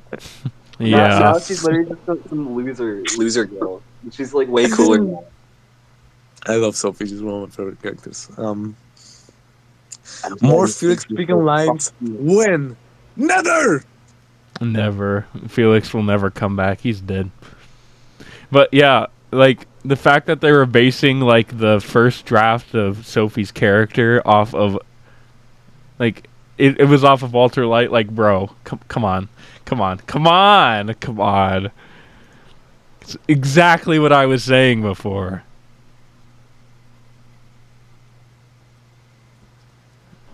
Okay, let's move on. Sorry. Everything goes downhill in episode 6, just like the mysterious house does. Yes, very good. Episode 6 is based out and inspired of the mysterious house's tone and vibe. Just all goes to shit. Let's go. God, I love Wouldn't have it any other way. About 6 or Mysterious House? Well, both. They both go to shit. Yeah. Technically, 6. We've talked about this, Brad, but episode 6 is very inspired in the Mysterious House. Like, I wanted to have that feeling the Mysterious House had.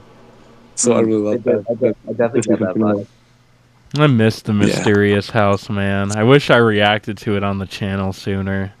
It would be a great archive, because that was one of the videos that started getting popular for Walten Files. I think my Boozoo's Ghost reaction was actually the first one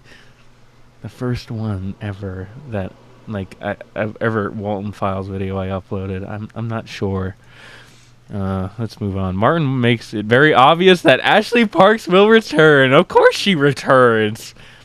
I thought everyone knew this. Someone my God! Is Ashley going to show up later in the series at all? I cannot say. You cannot say.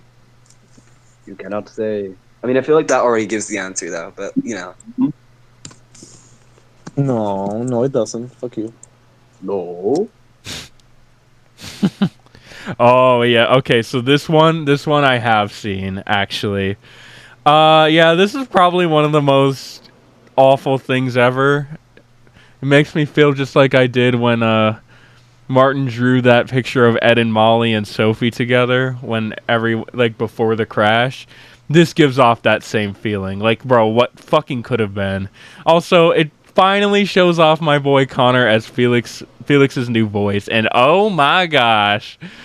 It's his own voice, but it's like taking what Cocker did and like improving upon it. Like I really love, like, okay, I'm just gonna let you guys listen. Hey Jack, it's Felix.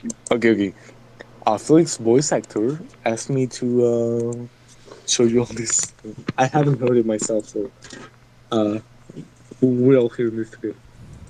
Hey Jack, it's Felix. You probably won't be able to answer. Your answering machine said it was full, but it's still letting me leave a message. I'm not entirely sure. I already called the police. Nothing's wrong. Wait, there is something wrong. I can't take your kids home. I'm drunk. And you gotta be pissed out of your mind right now. That's fine. I'm sorry. And if there's a way I can make it up to you, I know that, like, why the hell would you trust me that after I fucked up the first time? But I tried to take Ed and Molly home. Bad idea. I swerved a bit. Nothing crashed, nothing happened. I just lost my balance. The kids seem okay, but I hope they are. They didn't seem to notice, but in that instance, I couldn't do it. I can't. So, if you can, I'm near St. Joanne's right now, in the forest near section 95, but, yeah, hang on, kids. Give me a minute. They're trying to get my attention. I'm pulled over on the side. Luckily, there was a payphone. There was like a gas station, maybe a walk over from the highway. And they're coming out. They want to say hi to you. Well, I'm gonna hang up now because I don't have to. Hang on. I'm just gonna hang up. I am so sorry. I really am. And again, if there's anything I can do, if there's a future favor you need, I will not fuck it up. I'd be fucking foolish too. I'm just so embarrassed. I'm sorry. That was really fucking sad. I thought it was gonna be like a joke thing. That was so fucking sad. Oh, God, how easy it would have been. Oh, but we wouldn't have a series, would we? Fuck off. Oh my God. It's like he showed us an AU. Connor himself showed us an AU where fucking Ed and Molly never died. Felix made the right call for once in his goddamn life. And fuck, bro. Oh my God. It's just, it hurts. It hurts that it could have been so easily prevented. Like, the fallout would have been, oh, maybe Jack and Felix wouldn't be friends anymore, or Felix would leave the company, or whatever. But, bro, it would have been so much better than what actually fucking happened. Oh, no. Oh, that was so fucking sad. God fucking damn it, dude. God, why do you do this to me, Connor? Like, you have a great understanding of this series. Man, I'm very, very glad. I'm glad you took the time. I mean, of course you took the time. But you clearly have put a lot into your role as Felix already, and I can see that here. Like, I really feel like, just during this whole process, like, bro, I could swap between Cocker and Connor here. Like, I both of them are Felix already to me. And when we heard only like a minute and a half to 2 minutes of him speaking, and already they sound similar to me. That's fucking amazing talent you got there, buddy. I respect that so much. Let us move on, huh? Ed was originally going to be the only one possessing Rocket. Huh? While Molly was going to possess Tammy, both Rocket and Tammy being dolls. Oh, nice. I like the merging together idea more. Everybody else like the chicken. Wait, Eva, do you remember Raw Bunny? Raw Bunny? Fuck. I remember Raw Bunny. Okay, so originally, fucking, in the first draft of the Walten files, The Walten archives. and there was gonna be two dolls, Raw Bunny and Raw Tammy. And why were they called Raw? I can't remember. I genuinely can't remember, but they're raw as shit. Ed was gonna possess the Rocket Bunny, and Molly was gonna possess a doll of Tammy. Mm-hmm. It's so miserable. Fucking raw bunny. It's funny. Why do It's fucking you raw. keep saying that? Why can't you just say that's so bad? Why do you have to say that's so miserable? I feel like someone's living. It's so ghastly. It is so miserable. No. What kind of name is that, honestly? Imagine being named Raw Bunny. Damn, Martin got fucking destroyed. Oh man, from Sophie and Bond. Sophie and Bond just destroyed Jack, guys. Wow. What the fuck, bro? Yeah, like, I gotta agree. What the fuck is that? Special message from Walten. Oh no. Oh no. Oh no. There's a question here from Jack Walton Smoocher 39. Jack Walton Smoocher 39. Can me and Jack Walton in the Walton Files 39. Jack Walton. No! Fuck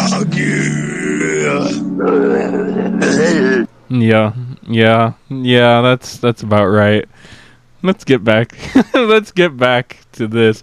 Jack and Rose's birthday is in the 21st of February. Previous dates seem to have been retconned. Interesting. My friend is begging y'all for character's birthday. Jack's birthday is February 21st. So is Rose's. I don't know. My friend. Okay. 4 shots of Jack Walton, bro. Let's go. Evo posted these like on the 16th as well. I think this one's good. This one's really great. I like this one a lot. I be popping bottles. Scotch open champagne.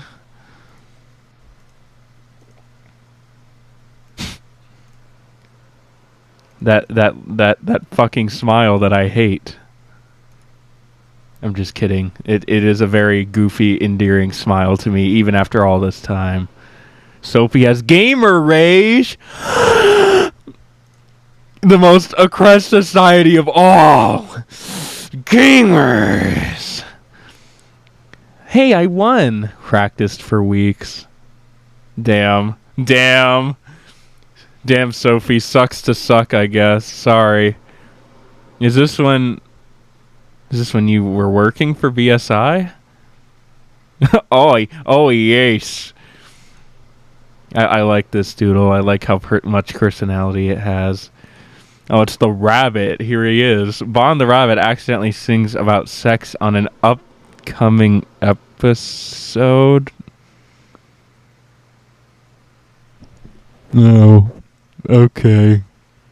That's sex in my Walton Files content. Great. Can I explain the thing about Martin? Can I explain the thing about me singing in one of the upcoming episodes? What happened with that? Okay, but you cannot say what episode or what's the context for the scene. Hang on. Also, you cannot say the song. You cannot say the song. So like, actually, you're fired. Song, Martin wanted me to just like record a scene of just like Bond performing, right? And he like sings a song that's like a pre-existing song, and like Martin asked me. Okay, so the song is like very obviously about sex, but Martin asked me to like change the lyrics so it's kid friendly, but I forgot to do that. So now there's a scene of Bond singing about sex in an official episode that's just gonna appear at some point. Great. I mean, no, the song is not very obviously about sex, but it's like an old time song that has like a sexual undertone. So I was like, okay, I changed this part and this part so that when you sing it, it's about something else, something more kid friendly. Because I wouldn't ask Eva to sing a song like that. But then Eva just recorded the actual lyrics and not the modified version. So at the end we were just like, okay, fucking hell. Okay, what? Great. I'm glad to see that. This is the lore that we've been wanting, guys.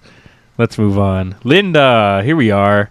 Felix didn't abuse Linda. However, he was unintentionally neglectful person. Felix and Linda have a good dynamic, just not as a romantic one. I don't think Felix was abusive per se. No, I don't think I Felix, don't like, really. abused of Linda in a way. I don't think he was like just Neglectful is still awful.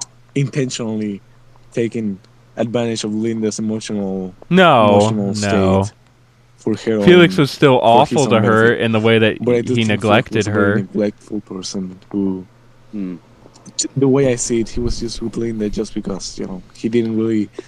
It was just the thing. Like, oh, there's a guy and there's a girl. It makes sense. Yeah, it should be a couple. Yay, And Yeah. I think it's in a way that the way I've always seen it is that Linda and Felix had a good dynamic, but I don't think it was a good romantic dynamic. I think they would have just took worked what better could have been a as potential good friendship as romantic feelings, Like and that like they was should have their stayed downfall. friends. Yeah. Yeah. And by being a couple, they didn't really help each other. And Felix being neglectful and eventually took a toll on Linda, which is bad. It's a very bad behavior. Yes. And I don't blame people consider that to be emotional abuse. But to me, I don't feel like Felix ever had like that intention. But it is not a good couple because they're not healthy for each other. Damn. It's really such a shame. Like I that's a really realistic depiction of like just it's like they look really similar too, but it's like Blaberta and Clay from Moral Oral. They look really first of all, they look fucking similar as shit, dog. Especially some of Felix's earlier pictures. They're just like the same character design wise in some pictures, but like Clay and Roberta married each other because it's for the sake of we'd be cool as a couple and didn't really think about it. Like they met each other and then married each other right away. That's what it sounds like to me. At least I think it's in a way that the way I've always seen it is that Linda and Felix had a good dynamic, but I don't think it was a good romantic dynamic. Okay, I'm just trying to go back and see like just if he said if they immediately met and then married. It's not clear if they met immediately, but yeah. Let's move on, shall we? Felix isn't happy with the person who he became because he saw a lot of wasted potential in himself. Felix wants to change but never commits to change. Exactly what I fucking say in so many videos. I feel like in a way the way I see what do I Felix say, as a y'all? character. Because the thing that happens with Felix, and because I do want to explain his backstory in the series without giving too much away. I like to think that he's someone who wasn't happy with the kind of person he became and the kind of decisions he took, because I think he saw a lot more potential in him that he didn't actually Like he didn't cultivate. use. And it's like, I feel like that frustration was one of the reasons he got into drinking, because it's like just the idea of, hey, I wasted so many years away not doing the stuff I wanted to do. So what's the point anymore, I see. Okay. I feel like I've said this before, but like Felix constantly knows what he's doing is fucked, and he wants to change, but he can never commits to change because he never thinks there's like a reason. He never puts in the effort to change because he thinks that like he could fail. So like, what's the point of even trying if he could fail? It's fucking. That makes me mad. Try then. I know that it's scary, but you can. It's still possible at the end of the day. There's always a chance at redemption. I feel like Felix could be a redeemable character, but the bad shit that he's done so far in this series, I'm not even speculating here. What we know of for a fact so far, he murdered 2 fucking children. Vehicular manslaughter, sure, but he murdered them. Need I say more? Yeah. I'm not going to say he is the main antagonist of this series. I think that title has gone to Vaughn. But Felix is, like, one of the antagonists of this series. Like, he has had so many fucking opportunities to change, yet he doesn't. He just won't. He just refuses. He's like constantly just like stuck in that kind of mindset. It just like digs him deeper into his like fucking depravity, I guess. That's how you lose relationship, my friends. I guess it's like a really horrible, like, draining mindset to have. Yes. I knew people who had that mindset that are no longer my fucking friends anymore. I had an ex who had that mindset too, and glad they're out of my life because, I mean, of course I hope people change. I hope Felix changes. I hope everyone that has had this mindset before, I hope they get the help that they need, of course. But it's not something that one needs in their life, Above all else, get help. Like, rely on your family if they are reliable, and make that change yourself. Do everything that you can. I know that it can be scary, but what's the worst that could happen? Especially if you already think of yourself as already being at rock bottom, Okay, let's move on. Jack stems a lot from the mentality of not showing vulnerability because it makes you weak. That sounds like something his father instilled in him as a child. Jack bottled up his emotions much more than Felix. He wants to be the perfect person. The one thing I can say is that Jack also stems a lot from that mentality that you shouldn't be weak. You shouldn't show vulnerability to everyone. Yeah. And I feel like the only person to me that Jack was ever vulnerable to, the only person that Jack could tell I'm scared to was Rosemary. And I like to think that like he was even like pretty closed off from Rosemary at times as well, like especially following the crash. Yeah. Like I don't. And I feel like Jack is a person who wants to always be in control of everything. He cannot lose control because when he loses control, he feels weak, and he doesn't like feeling weak. And he kind of like one of the bad things that happened is that to me I feel like he kind of passed those bad habits to Sophie, who also doesn't like the idea of losing control and doesn't like the idea of showing other people that she cries and that she's vulnerable. And I feel like that's stem a lot because of Jack. Jack definitely like bottles up his bottles up his emotions and shit like way more than Felix would, I think, and like wouldn't like let them out at all. And like whenever and when he does let out his emotions, he does it all in one time, and it's explosive is a word I'd used for that. Now it would be like crazy shit. Like how in episode 4 he goes to Felix's house and like threatens to like kill him and shit. Yeah. Jack, I know you're flawed, but please no. I don't know what you're going to do, but whatever you do, don't. Oh yes, the fucking what the hell is wrong with you face from Bunny Farm. That's one of my favorite Jack images. It's so like, oh my god, dude. I love it. Jackson's Sophie's story goes the deepest within the story itself. Which character's story goes the deepest? Like, which has the most depth? Yes. Jack's definitely. Jack, definitely. Wait, no, I think Jack and Sophie. In my opinion, Jack and Sophie. Sweet. We're gonna get all the answers to Jack. Someday. Let's keep going. Bon has a bunch of depth. Bon isn't just a cold-hearted being, just a delusional prick who doesn't regret anything and doesn't care about the consequences of his actions. He does hold a lot of emotions in regarding what he's doing. There's a question about like which character is the most depth. I think Bon would also be there. Yeah, Bon has a lot of fucking history. It is insane. History, you say? Bon is a cool fucking character because I feel like Bon is so a much worse person than Felix. But I really like that he's not as unlikable because Felix knows what he's doing wrong and apologizes and says he wants to change, but he doesn't. Whereas Bon is a delusional prick who fucking doesn't regret anything, and that's so cool to me.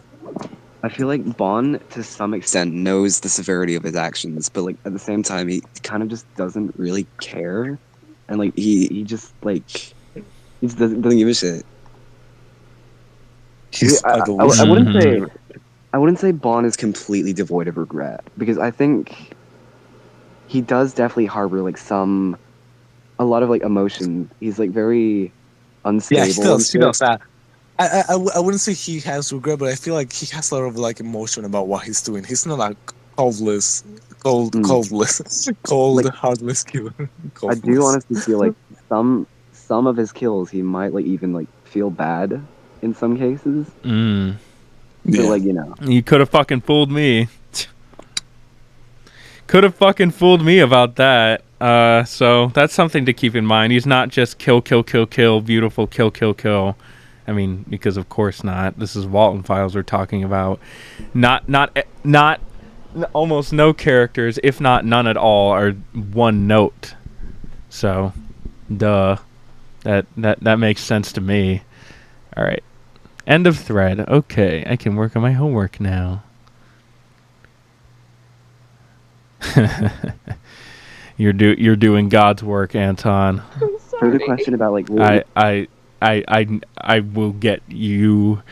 I will get you famous. You are already pretty famous, but I will get you more famous by exposing you here to my videos.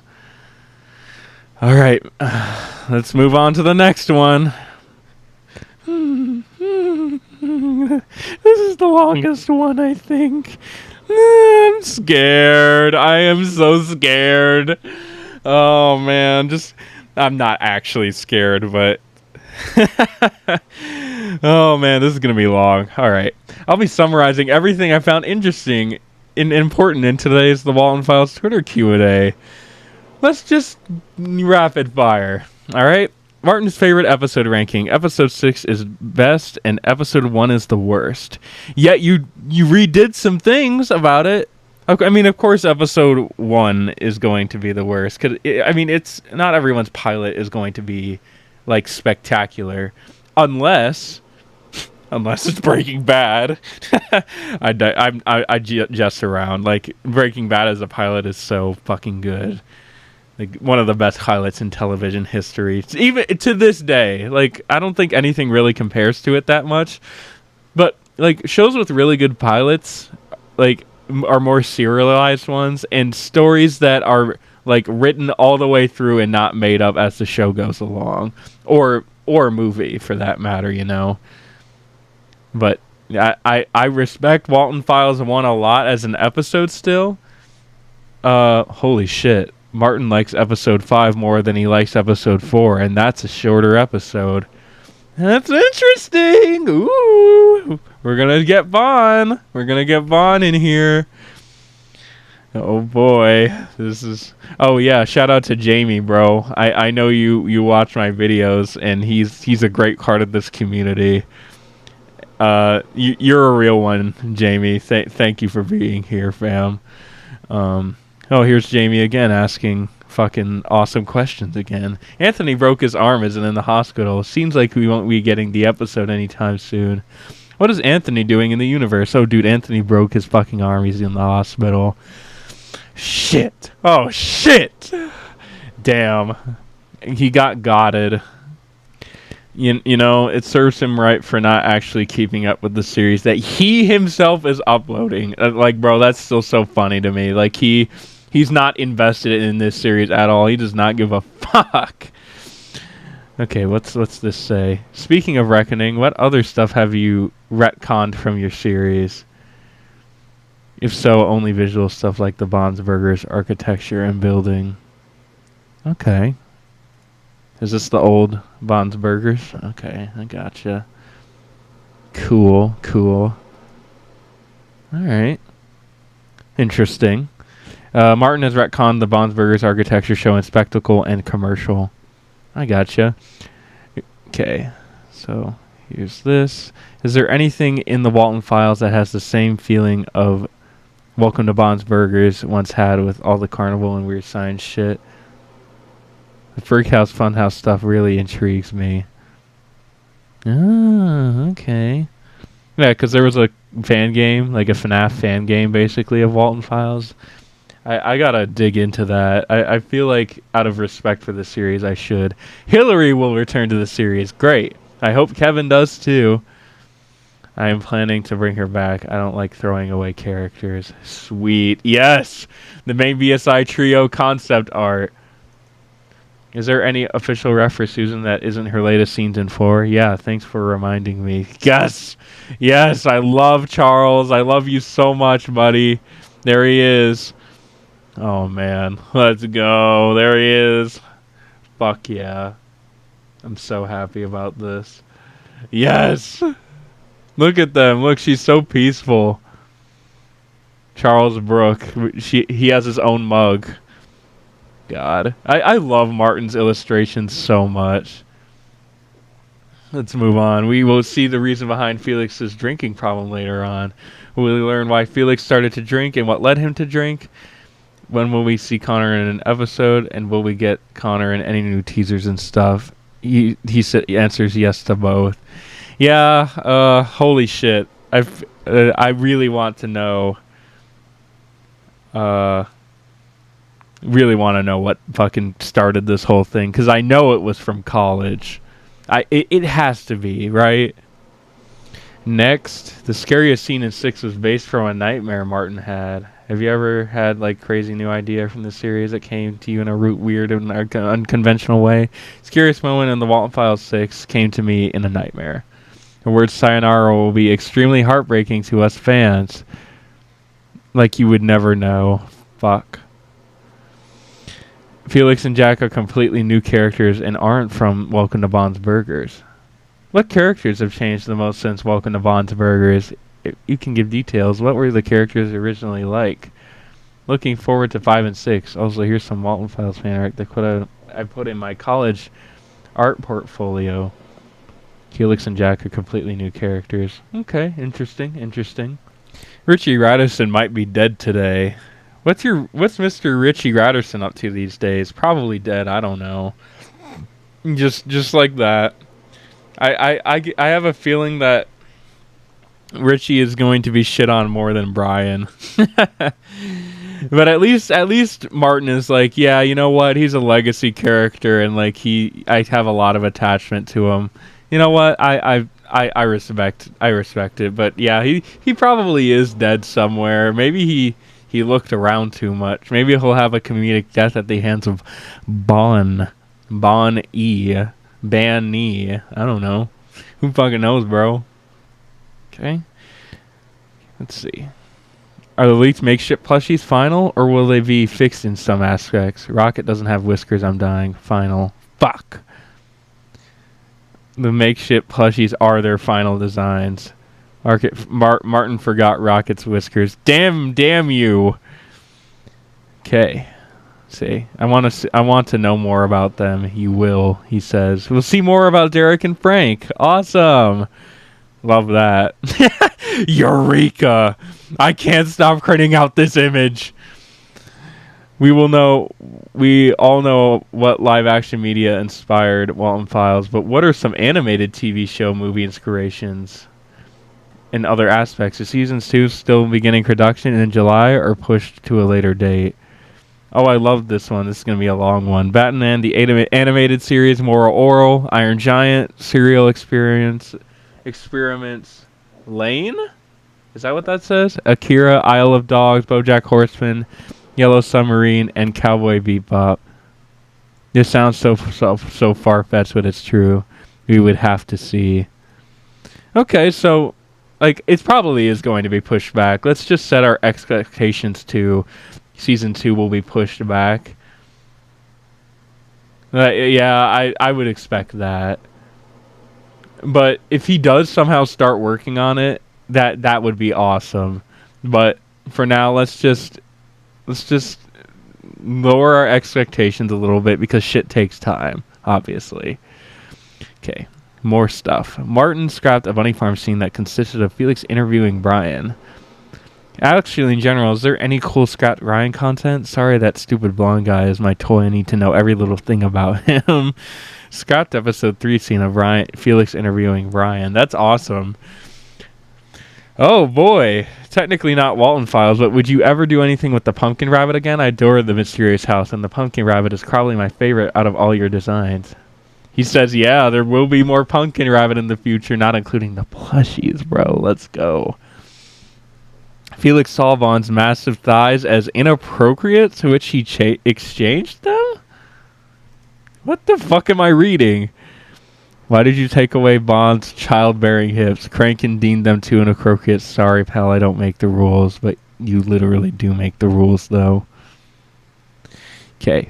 Martin wishes to help his best friend with a 30s/40s noir detective comic series after he's done with the Walten Files. You ever thought about another type of series or product you would like to develop during or after you finish the Walten Files? I think you're super talented and would love to see other projects, even if they are not really related to FNAF or other horror in general. I want to help my best friend out with the comic she wants to create. She's an incredible writer, creating this 30s/40s noir detective story, and I really hope I can focus fully on that after the Walten Files. Could Jack Walton grow a beard if he wanted to? He has grown a beard before. Funny you mentioned, and I was just drawing him with one. We will see Jack with a beard eventually. Awesome. Let's go.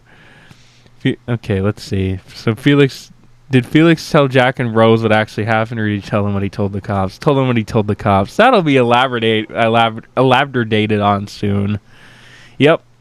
As I said before, it's pretty obvious that he told them what he told the cops. Like, of course he lied. Of course he wasn't going to actually tell them what happened. That wouldn't make much sense if he actually told the truth. Oh, boy. Which Walten Files character has the most riz? Jenny. And you know what? Yeah, she does. Like, she probably rizzed Sophie up big time, bro. Like, yes. I agree with that. I see that so much. Jack's family does not see me, like, I don't see them as the Rizzlers. I see Rose's side as the Rizzler, maybe, because like we saw an old drawing of Jack and Rose, like Jack trying to ask out Rose during college, and Jack is fumbling the bag, so to speak, and Rose is probably the one to like make the first moves and stuff. So yeah.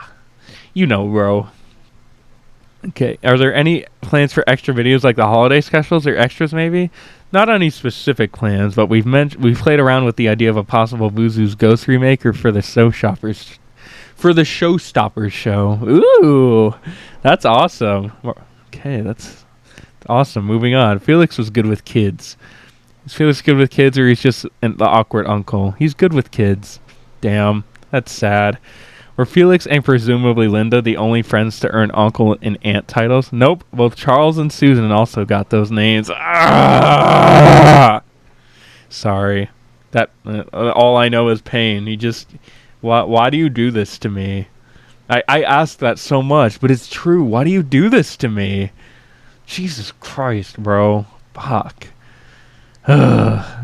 Moving on. Is Shover going to be retconned out, or does he have a planned replacement? Planned replacement, he says. There's a planned replacement for Shover. Yep, that we'll see on 5 or 6. Great. Awesome. Love to see that. Keep it coming. Also, what characters will be expecting in Faces of Grief? Lots of Walten, and mayhaps a sprinkle of Crankin on top. Linda Crankin, not Felix. We'll see a lot of Waltons and Sophies. Okay, was Bond intended to be a replacement for Chaubert? I've had that on my mind recently. No siree. Bond has always been planned. So the entity, he was always here. We just didn't know it. Okay. Was there any design inspiration for the human characters? Or were they just designed on a whim? Because I love all of their designs, even if they're so simple. Shaw was designed on the bus in 3 seconds, and she's my favorite showstopper. Yeah, that sounds about right. What the fuck? Is Sarah Evelyn gonna be an important character in the story, or no? Nah. Sarah Evelyn doesn't matter. Who the fuck is this? Who is this? Can you guys in the comments elaborate on that? Since clearly she doesn't matter, I guess. Who the fuck is Sarah Evelyn? Hang on, let me look this shit up. Oh, that's right. Never mind. No commenters. Okay, I just looked it up, and Sarah Evelyn was the person who wrote the little Bonds like sleepover thing in the Walten Files 1. Yeah, I figured she wasn't going to be that important. I'm sure she was just a writer for BSI. Oh, God. Who's the most freaky deaky? Bryn. Bryn is the freakiest. Yeah, of course he is. He's a MILF Jesse Pinkman hunter, after all. Okay, let's keep going. Will there be any parts of the story that are set in the 90s to the modern day? And he goes, nope. So we will not be seeing Sophie's life after the 80s or the modern day. The only character that we know of from like when everything was happening is Ronnie. Actually, Ronnie gets away. Linda gets away. They're the only two characters that have gotten away from this slightly unscathed. Like they didn't die. They're living separate lives now. Sure, Ronnie's wife may have left him, presumably, but Ronnie and Linda, they're the ones that got away. We don't know if Jenny or Sophie are gonna get away. That sucks. That's a little scary to see, but let's keep going. Okay. Will there be games forever be lost media, or do you still have them saved somewhere? Forever lost media. Welcome to Bonds Burgers is forever lost media. Damn. Sad. Will we ever get to see more of Little Bond's neighborhood in the future? Yeah. And I think we do see some, like in some of the Walten Files 4 teasers, like the commercial teaser and stuff. I think we see more of Little Bond's neighborhood. Okay, let's go on. Is Sophie the main character still? Also, what inspired Wonderland? Is it supposed to be in between Heaven and Hell? Thank you so much for this series. I like to think that throughout the series has four protagonists: Sophie, Jack, Felix, and someone else. Oh, Felix is a protagonist, is he? So maybe he will get redeemed. But he's still a piece of shit protagonist. I feel like Blue Beetle and Injustice 2, you've been on both sides. Like, you like, really? A protagonist. That's interesting. Okay, alright. Sounds about right. I mean, it makes sense for sure. Don't get it twisted, but that's interesting. Oh boy. Okay, let's keep going. Is there a character or aspect of the Walten Files you dread creating? Maybe something you fear you won't get right or won't collectively land with the audience. Chris, I feel I had a lot of fear for writing. I wrote him like any other character in this series, so I was worried there may be any stereotype or trope discriminating people of color that I may have accidentally added into his character. Once I was more confident about this character, I started polishing up into something I was happy and satisfied with, and hopefully the rest will too. And hope he is a one big fuck you to the racist people in this community. Fuck anyone that is racist in this community, bro. There are so many people of color, first of all, in this fucking series and in this community. So go fuck yourself if you're racist, period. I can't believe I have to say that. If you're racist against any people of color, get out. Now. Period. Okay. Derek is compassionate and caring. Oh, okay. Describe Derek as a character, compassionate and caring. Okay. Alright, gotcha. What's wrong? What's a song, like, regardless of genre or time it came out, would you immediately put into the Walten Files? Tooth by Dogbite. Me and 3 people that know that song would love it. Oh, me and 3 people that know that song would love it. Oh man, and maybe I'll listen to it after this. That seems interesting. All right, let's go on. What scene in any episode of the Walten Files are you the most proud of? Most scenes in episode 6. Martin is really proud of most scenes in episode 6. Let's go. Aside from FNAF, is there anything else that inspires the aesthetic of TWOOF? In the newest episode, I got a lot of old PlayStation game animation vibes, with low poly face and animating on 4s.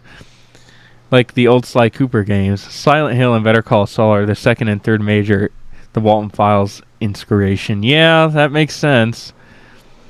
Makes a lot of sense, especially with like the colors and shit, like the grayed out shit during the later seasons and some of the first season. I agree. Yeah, I mean, there's like it's so obvious. Norton has shared the new correct Bond's Burgers layout. Let's look. Tim, look. Okay, so there's customers parking. There's the entrance and lobby. There's some really interesting details here, by the way. We'll get to them when we get to them, though. Okay, we got the entrance and lobby. Presumably where that tiger statue was, I think. Here's the art department, the computer and technicals, Jack Walten accounting, and the Bunny Smiles area. Ooh, Charles and Rose were neighbors, like work neighbors. That's cute. I hope we get some interactions between Charles and Rose, because they're literally like right next to each other.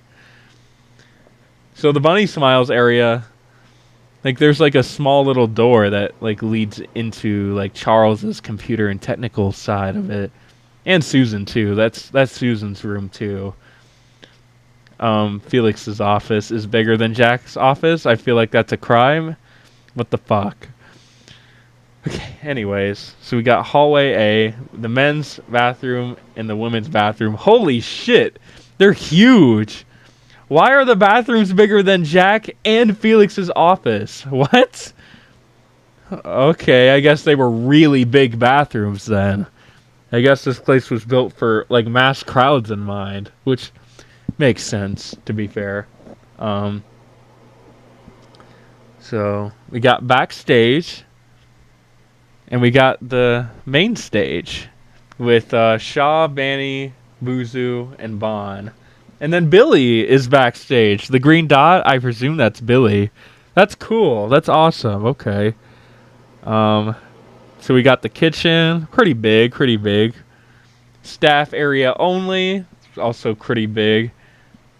A secret room that isn't labeled, that's interesting. Hallway B. And then the game zone. I feel like that's where Charles fucking dies, by the way. In the maze, the poker maze. And we also have the generator. Dude, I just realized. Oh my god, what if during Charles's death, like, the generator gets knocked out? Because in Bunny Farm, we play as, like, a fucked up version of Buzu instead of Bon, I think. And then the power is out during that whole segment. So Bon fucking destroys the power to the fucking place. Oh, no. No. Don't do this. It's... Oh, my God. And then there's a playground, of course, which... Yay. I'm glad there's a playground. That's really interesting. I'm glad we actually got that. Okay. Let's see. What would you like to make a Walten Files game that was originally supposed to be? Like it was originally supposed to be? Or does the story just work better as a series? Story works better as a series, and out of respect for the FNAF franchise. Very obvious inspiration. I probably won't try to do a FNAF-ish game, but I would enjoy making a game if I were ever greeted with the opportunity. Makes sense. Is there anything else planned after the last 2 carts of the Walten Files can't come out? A big fat break on my end. Yeah, you deserve that. Yeah, you deserve that shit, bro. Oh, what's this? Why did Susan make all of the animatronics look like that? Why? Her most important priority was the features rather than the friendliness of the designs. Rose's designs had to be tweaked to have all the features added. Aww. Cute. Dang. That it wasn't even her fault either. That sucks. Norman wanted the features to be had above all else. Dang. Jack is the co-owner. However, he backed down to focus on the logistics and financials of BSI, making Felix the CEO. Oh, so he was like the CEO before everything happened. Shit. Voluntary backseat. Felix took the role. Okay. I mean, Felix didn't make himself CEO. Just Jack had to step back and do the financial stuff. That makes sense. End of thread. Oh man, that sure was a lot. But holy shit, we got so much shit. That's awesome, man. All right. If there is any more threads, I will be moving on. Oh, okay. I think that's all the threads that BrightonCast has done. Thank you so much, BrightonCast, for doing that. Before we move on, before we finally end this video, I would actually like to go over something that is quite peculiar. So there were some new uploads on the soundtrack channel for Walten Files. And, well, basically, Jack's face is in the middle of all of them. And Jack's face just haunts every little crevice of every single thing related to 4's audio tracks, like the soundtracks. Oh no. Oh no. Oh no, dude. Fuck. That's not good. Because Jack, even though he may be inside of Bond, I don't know if I've said this already, he haunts other things. He haunts tapes. He tries to get himself out there within the tapes. Like, there's cutoffs. People try to cut off Jack's name, like, when the tapes are being made. But nah, he's not having any of that. He needs to be known, for sure. So, that's something interesting. Ooh! Yes, very good. All right. So yeah, they're pretty self-explanatory. He's in like every single Walten Files 4 soundtrack, but his face is just burned into the screen, just watching you, which is really fucking creepy. I wouldn't have it any other way though. If there's anything else on my docket, I will talk about it here. But otherwise, let me see if there is actually. You gotta give this man points. He came all the way back to jackwalten.com to make this shindig happen. With that being said, though, this is amazing. All the way back, comes full circle, doesn't it? So, here we are. This is Chauvert's replacement, and Ed and Molly had Rocket, and Sophie had Mr. Snow. And I don't know about you guys, but I think Mr. Snow is a way more badass name than Chauvert. And I know he was someone else's character, but I don't know. Just that name seemed just a tad bit generic. I mean, that's okay though. But this is an improved version, I think. I like the original Chauvert from like Walten Files 2, 3, Lucky You, etc. But you know what I mean, right? Like, oh man, dude, I'm so excited for him to return. He's really back after all this time. Oh man, this is fucking surreal as shit, dog. Let's go over some fucking teasers from Jack Walten. Or no, not the fucking YouTube channel itself. Here we are. So, in case you may have missed it, this was I'm going to be just looking at artwork and community tabs about the series. Plus it just shows like teasers and stuff anyway, so I thought I'd cover it here as well.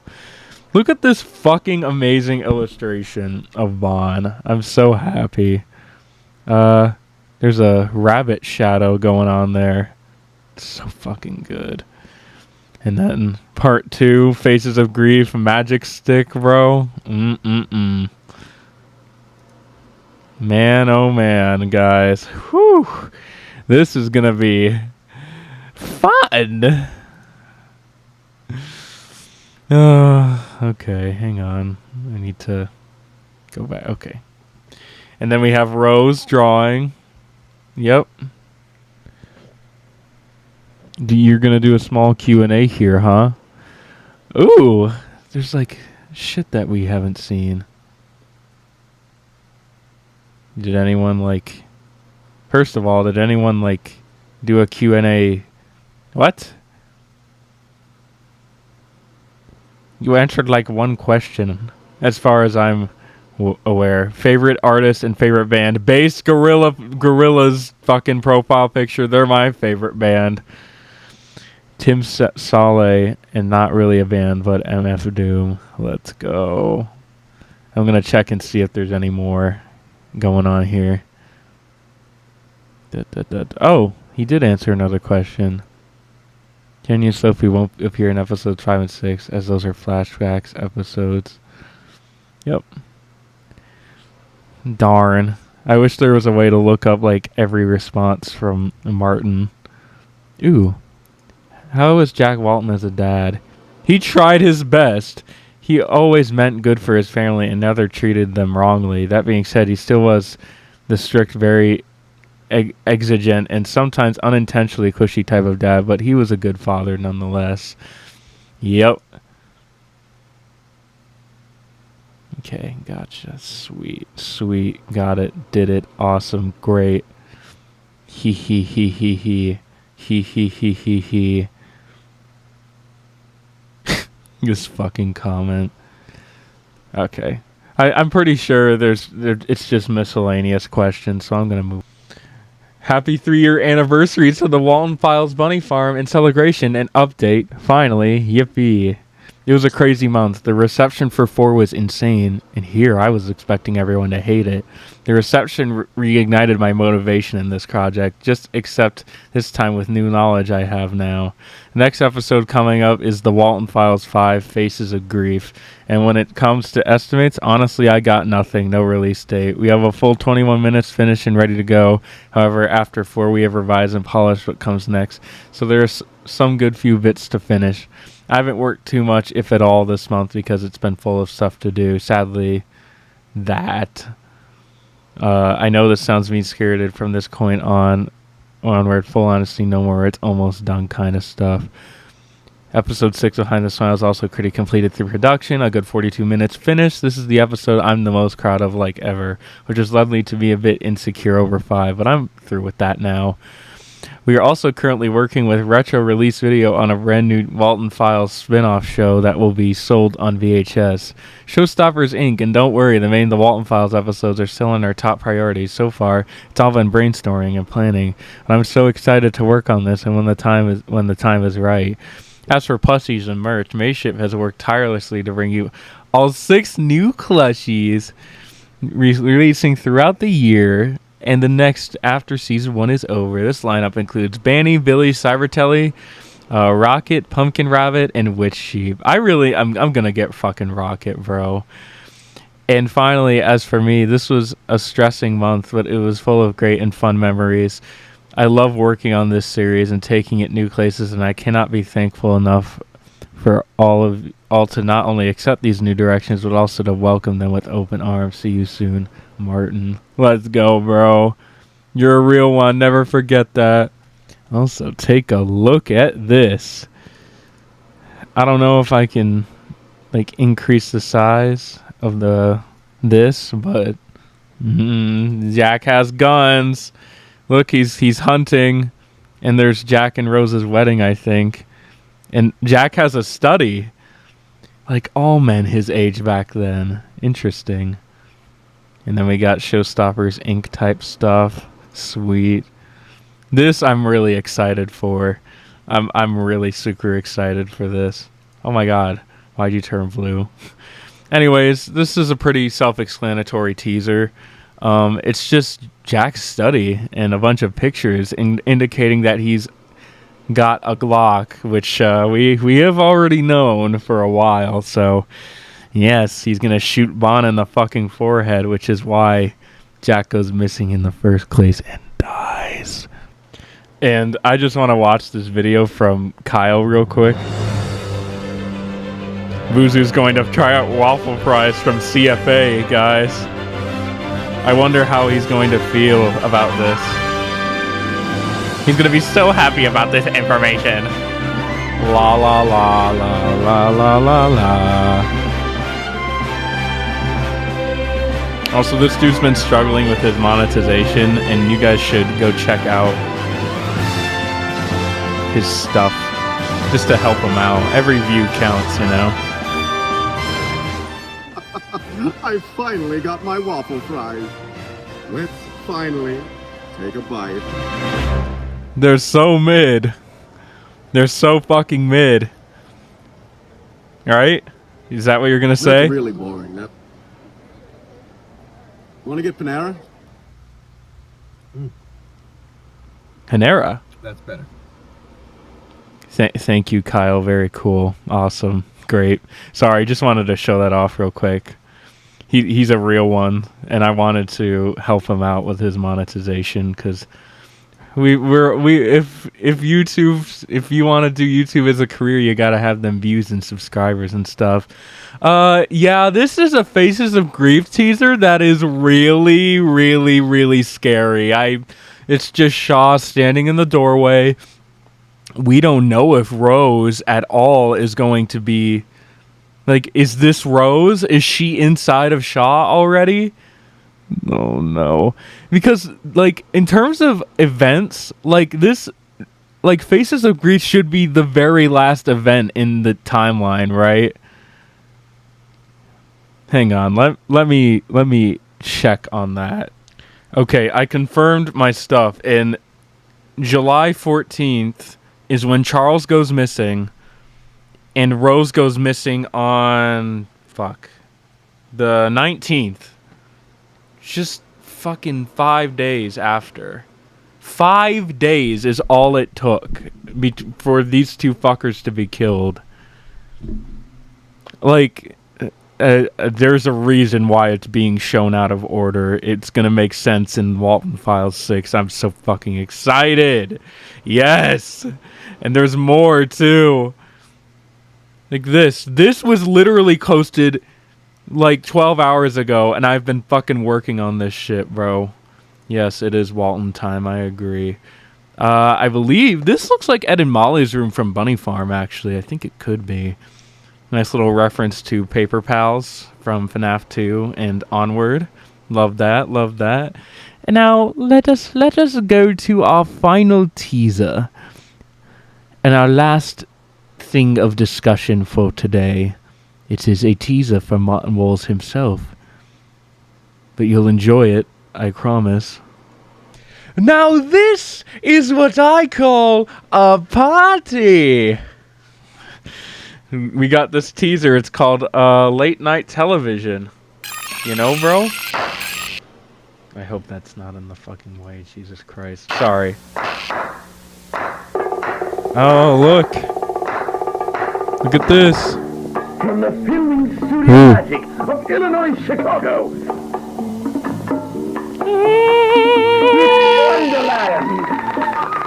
It's what was shown during the, we've seen this teaser before, actually. But now it makes more sense. And Greg the Dog. You notice the first letter of all the, like, names that are shown here? If not, I'll go back. Wonderland. Starring Maria Itadori.